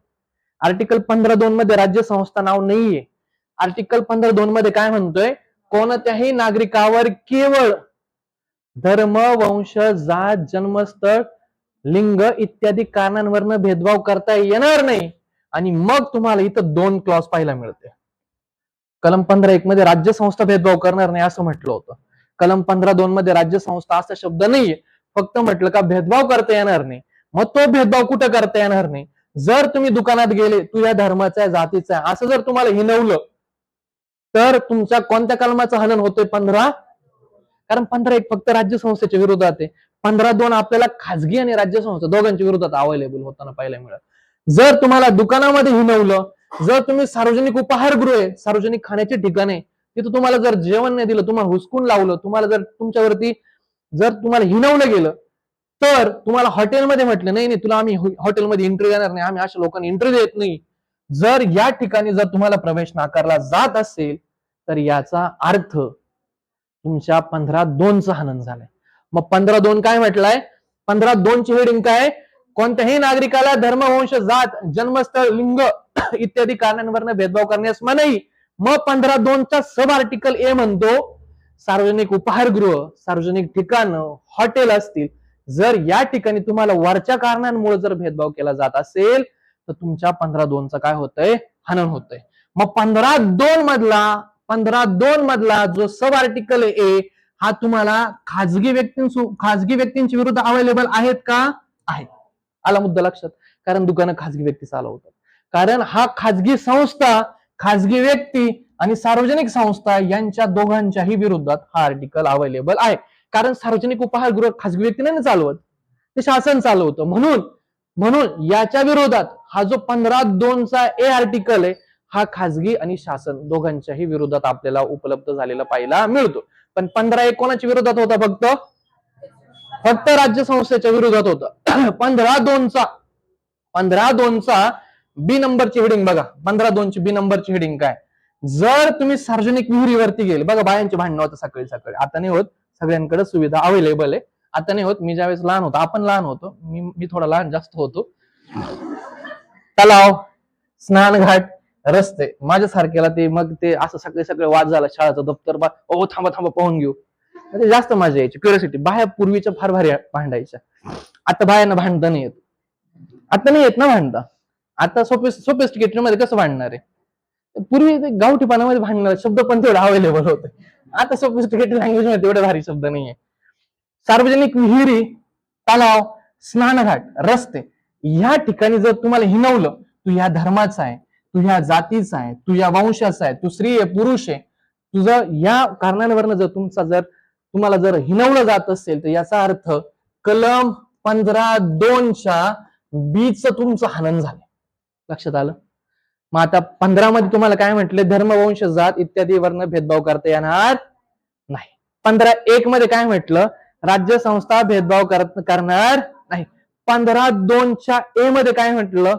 हॉटेल, सार्वजनिक उपहारगृह या ठिकाणी तुम्हाला तुमचं धर्म, वंश याच्यावरनं तुम्हाला भेदभाव करता येणार नाही. 15.2च्या बी मध्ये म्हटलं सार्वजनिक विहिरी, तलाव, त्याच्यानंतर स्नानघाट, रस्ते इथं जर तुम्हाला या कारणांवरनं भेदभाव केला जात असेल तर 15.2 बचं हनन होत आहे. जर भेदभाव करण्यास राज्य संस्था आणि खाजगी म्हणजे 15.2 हा तुम्हाला राज्य संस्था आणि खाजगी व्यक्तींच्या विरोधात सुद्धा अवेलेबल आहे. आता इथं प्रश्न काय जनरेट होतात बघा. 15 वरती प्रश्न काय येतात? 15.1 फक्त राज्य संस्थेच्या विरोधात आहे, कारण तिथं 15.1च्या हेडिंग मध्येच राज्य संस्था, धर्म, वंश याच्यावरनं भेदभाव करता येणार नाही. म्हणजे 15.1 फक्त राज्य संस्थेच्या विरोधात आहे. 15.2 हा राज्य संस्था आणि खाजगी व्यक्तींच्या विरोधात अवेलेबल आहे. हा जो मुद्दा आहे हा तुम्हाला लक्षात आला पाहिजे. मग 15.2च्या 1 मध्ये काय मेन्शन केलंय? हॉटेल, सार्वजनिक उपहारगृह इथं भेदभाव करायला नाही पाहिजे. 15.2च्या बी मध्ये काय मेन्शन केलं? विहिरी, स्नानघाट, तलाव, रस्ते इत्यादी ठिकाणी भेदभाव करता येणार. जर तुम्ही हॉटेलमध्ये गेले आणि तुम्हाला हिनवलं, याचा अर्थ कोणत्या आर्टिकलचं तुमचं हनन झालं? 15.2 ए. जर तुम्ही रस्त्याने चालताय आणि म्हटलं अरे तू या धर्माचा नको चालू इथं, मग 15.2 बी. 15.2 जर तुम्ही स्नान घाटावरती गेले, एखाद्या कुंडावरती गेले, रामकुंडावरती, जर तुम्हाला तिथून काढून टाकलं, मग 15(2) लक्षात, 15(2)A कळला, 15(2)B कळला. 15(2)A आणि B सार्वजनिक संस्था आणि खाजगी संस्था दोघांच्या विरोधात अवेलेबल आहे, आणि 15(1) फक्त राज्य संस्थेच्या विरोधात अवेलेबल आहे. डन का? 15(1) कळला, 15(2) कळला. थोडेसे सब आर्टिकल हे तुम्हाला माहित पाहिजे. 15(3) कलम 15(3) राज्य संस्था. तुम्हाला माहित आहे का, इथून पुढे अपवाद चालू होतात. कारण 15(2) मध्ये काय म्हटलं, 15 मध्ये काय म्हटलं, कोणत्याही व्यक्तीला धर्म, वंश, जात, जन्म, लिंग, जन्मस्थळ या कारणांवरनं भेदभाव होणार नाही असं म्हटलंय ना. म्हणजे लिंगावरनं भेदभाव केला जाणार नाही असं 15 सांगतोय. पण याला अपवाद दिलेत, याला अपवाद आम्ही दिलेत. महिलांसाठी विशिष्ट सुविधा आम्ही दिल्यात, लहान बालकांसाठी विशिष्ट सुविधा आम्ही दिल्यात. म्हणजे याचा अर्थ आम्ही लिंगभेद केला. मग तिथं सांगितलं होतं ना हेडिंग मध्ये लिंगभेद करायचं नाही. पण प्रत्येक गोष्टीला काही अपवाद असतात. तसं 15ला सुद्धा अपवाद आहे. 15(3) मध्ये म्हटलंय, राज्य संस्था महिला आणि बालकांसाठी विशिष्ट तरतूद करू शकते. जरी हेडिंग मध्ये म्हटलं लिंगभेद करायचा नाही, तरी राज्य संस्था या देशामध्ये महिलांसाठी आणि बालकांसाठी विशिष्ट तरतूद करू शकते. हा आर्टिकल सांगतोय 15(3). कोणता आर्टिकल सांगतोय राजा? 15(3). त्याच्यानंतर आर्टिकल 15(4). मग 15(3) फक्त महिलांसाठी आणि बालकांसाठी, लक्षात ठेवायचं. विशेष तरतूद करण्याचा अधिकार कुणाला आहे? राज्य संस्थेला. 15(4) आर्टिकल 15(4) नुसार राज्य संस्था बघा, SC, ST आणि मागासलेल्या कोणत्याही वर्गाच्या उन्नतीकरता विशेष तरतूद करू शकते. आम्ही म्हटलं होतं ना, धर्म, वंश, जातीच्या विरोधात आम्ही भेदभाव करणार नाही, आम्ही मेन्शन केलं ना हेडिंग मध्ये. पण तरी देखील SC, ST, OBC मागासलेले जे आहेत त्यांच्यासाठी, त्यांच्या उन्नतीकरता राज्य संस्थेला विशेष तरतूद करण्याचा अधिकार आम्ही अवेलेबल करून दिलाय. या अपवाद आहे. जरी हेडिंग असं असलं तरी त्याला अपवादामध्ये आम्ही मेन्शन केले. म्हणजे SC, ST आणि OBC साठी विशेष तरतूद राज्य संस्था आज करतोय. आणि हा करण्याचा अधिकार, असं काहीतरी विशेष करण्याचा अधिकार राज्य संस्थेला कोणत्या हेडिंग नुसार मिळतोय? 15(4). महिलांना आणि बालकांना विशेष काहीतरी करायचं, 15(3). SC, ST, OBC साठी विशेष काहीतरी करायचं, 15(4). आणि हा SC, ST, OBC साठी जो 15(4) ची जी तरतूद आहे ही नंतर ऍड केली. कोणत्या घटना दुरुस्तीने? पहिली घटना दुरुस्ती 1991, नाही 51, पहिली घटना दुरुस्ती 1951. ही गोष्ट कधी ऍड केली? पहिली घटना दुरुस्ती 1951. येते तुमच्या लक्षात? येते तुमच्या लक्षात? मग 15(3) महिला आणि बालकांसाठी, 15(4) SC, ST, OBC साठी काहीतरी, यांच्या उन्नतीसाठी काहीतरी केलं पाहिजे. मग उन्नतीसाठी केलं पाहिजे, बघा तुमच्या उन्नतीसाठी केलंय.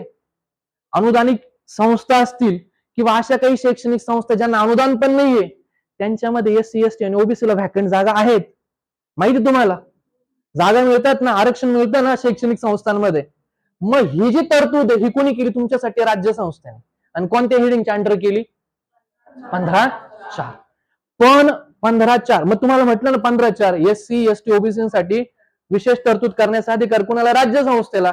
मग राज्य संस्थेने काय विशेष तरतूद केली? यांच्या शैक्षणिक उन्नतीसाठी अनुदानित, गैर अनुदानित ज्या शैक्षणिक संस्था आहेत त्या शैक्षणिक संस्थांमध्ये यांना आरक्षण दिलं, जागा, सीट अवेलेबल करून दिल्यात ना, अवेलेबल करून. मग हे जे आरक्षण दिलं, तुम्हाला जागा अवेलेबल करून दिल्या, पण याच्यामध्ये आर्टिकल 30 मधील जे अल्पसंख्याक शैक्षणिक संस्था आहेत याच्यामध्ये तुम्हाला आरक्षण दिलेलं नाही. याच्यामध्ये तुम्हाला त्या वगळून आरक्षण दिलं. मग 15(4) ची हेडिंग काय? SC, ST, OBC यांच्या उन्नतीसाठी राज्य संस्था विशेष तरतूद करू शकते. इथपर्यंत मान्य? विशेष तरतूद करू शकते, इथपर्यंत मान्य? मग ही तरतूद करत असताना कोणत्या शैक्षणिक संस्थेत करता येईल? अनुदानित असेल तरी चालतं, शैक्षणिक संस्था गैर अनुदानित असेल तरी आम्हाला काही प्रॉब्लेम. पण कलम 30 मधल्या ज्या अल्पसंख्याकांच्या शैक्षणिक संस्था आहेत तिथं आम्ही आरक्षण देऊ शकत नाही, त्या शैक्षणिक संस्था याच्यामध्ये येत नाही. चल, कलम 15(1) कळला राज्य संस्थेविरोधात. कलम 15(2) कळला खाजगी आणि राज्य संस्था. 15(1) कळला सार्वजनिक उपाहारगृह, हॉटेल. 15(2)B कळला तलाव, स्नानगृहाट, रस्ते वगैरे. 15(3) कळला बालकांसाठी आणि महिलांसाठी विशेष तरतूद करू शकतं. 15(4) मध्ये कळलं SC, ST उन्नतीसाठी विशेष तरतूद करू शकतं, पण त्या अनुदानित, गैर अनुदानित शैक्षणिक संस्थांमध्ये करू करू शकतं, पण कलम 30 मधल्या शैक्षणिक संस्थांमध्ये अशी तरतूद करता येणार नाही. डन का? ओके. पुढे पुढे 15.4 कळला. आता 15.5 15.6 या दोन गोष्टी तुम्हाला समजून घ्यायच्या. 15.5 आणि 15.6. 15.5 हा आर्टिकल कोणत्या घटना दुरुस्तीने ऍड केला? 93वी घटना दुरुस्ती. ही जी घटना दुरुस्ती आहेत ही घटना दुरुस्ती केली आणि ह्या घटना दुरुस्तीने आर्टिकल 15.5 ऍड केला. 15.5 काय म्हणतो? ज्या काही केंद्रीय शिक्षण संस्था असतील किंवा ज्या काही उच्च शिक्षण संस्था असतील या संस्थांमध्ये ओबीसीचं आरक्षण जे 27% आहे ना, ओबीसीला आरक्षण दिलं ना केंद्रीय शिक्षण संस्थांमध्ये, या ओबीसीला जे 27% आरक्षण दिलं, हे आरक्षण देण्यासाठी राज्यघटनेमध्ये कोणता आर्टिकल ऍड केलाय? म्हणजे 15.4 मध्ये एससी एसटी आणि मागासलेल्यांसाठी ऑलरेडी तरतूद केली होती. मग 15.5 मध्ये स्पेशली ओबीसी साठी जे 27% आरक्षण आहे हे दिलं. हे 27% आरक्षण देण्यासाठी कोणता आर्टिकल ऍड केला होता? 15.5. त्यासाठी घटना दुरुस्ती केली होती. 93वी घटना दुरुस्ती केलेली होती. मग 15.5 कळलं. 15.5 कुणासाठी आहे? ओबीसी साठी. किती तरतूद आहे? किती आरक्षणाची तरतूद आहे? 27%. 15.6 ईडब्ल्यूएस साठी. 15.6 कुणासाठी आहे? आणि याच्यासाठी किती घटना दुरुस्ती आहे? 103वी घटना दुरुस्ती. विधेयक किती आहे? 124. पाठ करायचं. मग आता याला कन्क्लूड जर करायचं म्हटलं तर नीट आहे का? 15.1 राज्य संस्थेच्या विरोधात. 15.2 राज्य संस्था आणि खासगी व्यक्तींच्या विरोधात. 15.2 ए 15.2 ए सार्वजनिक उपाहारगृह हॉटेल तिथं भेदभाव करता येणार नाही. 15.2 बी विहिरी तलाव स्नानघाट रस्ते इथं भेदभाव करता येणार नाही. 15.3 महिला आणि बालकांसाठी विशेष तरतूद करता येऊ शकते. 15.4 एससी एसटी साठी विशेष तरतूद करता येईल, पण 30 मधल्या शैक्षणिक संस्थांमध्ये ते आरक्षण लागू होणार. 15.5 ओबीसी साठी 27% आरक्षण. ओबीसी साठी 27% आरक्षण दिलं बरोबर. त्यासाठी घटना दुरुस्ती केली 93वी घटना दुरुस्ती. नंतर 15.6 ईडब्ल्यूएस ला आम्ही आरक्षण दिलं. त्यासाठी घटना दुरुस्ती 103वी आणि विधेयक होतं 124. विधेयक कोणतं होतं? 124. विधेयक कोणतं आपल्याला पाहायला मिळतं? 124. डन. आर्टिकल 16 घ्यायचा की थांबायचं? काही नाही. आता उद्याच्या लेक्चर मध्ये संपल. मग 16 ला आणखी थोडं इन डिटेल जावं लागेल. मग 16 ला आपण थांबू. उद्या 16 15 झाले. 15 नाही झाले ना, पण 12 पासून तर सुरुवात केलं. उद्या 30 पर्यंत आपण जाऊया. चालेल, उद्या घेऊ. मग उद्या थोडं लवकर या. थोडे राहिली होती ही पीडीएफ. जाऊ द्या. थोडं 16 मध्ये किचकट आहे. 16 2 4 5 6 सांगावं लागतील. 17 आणि 18. चला उद्या घेऊ. Thank you so much.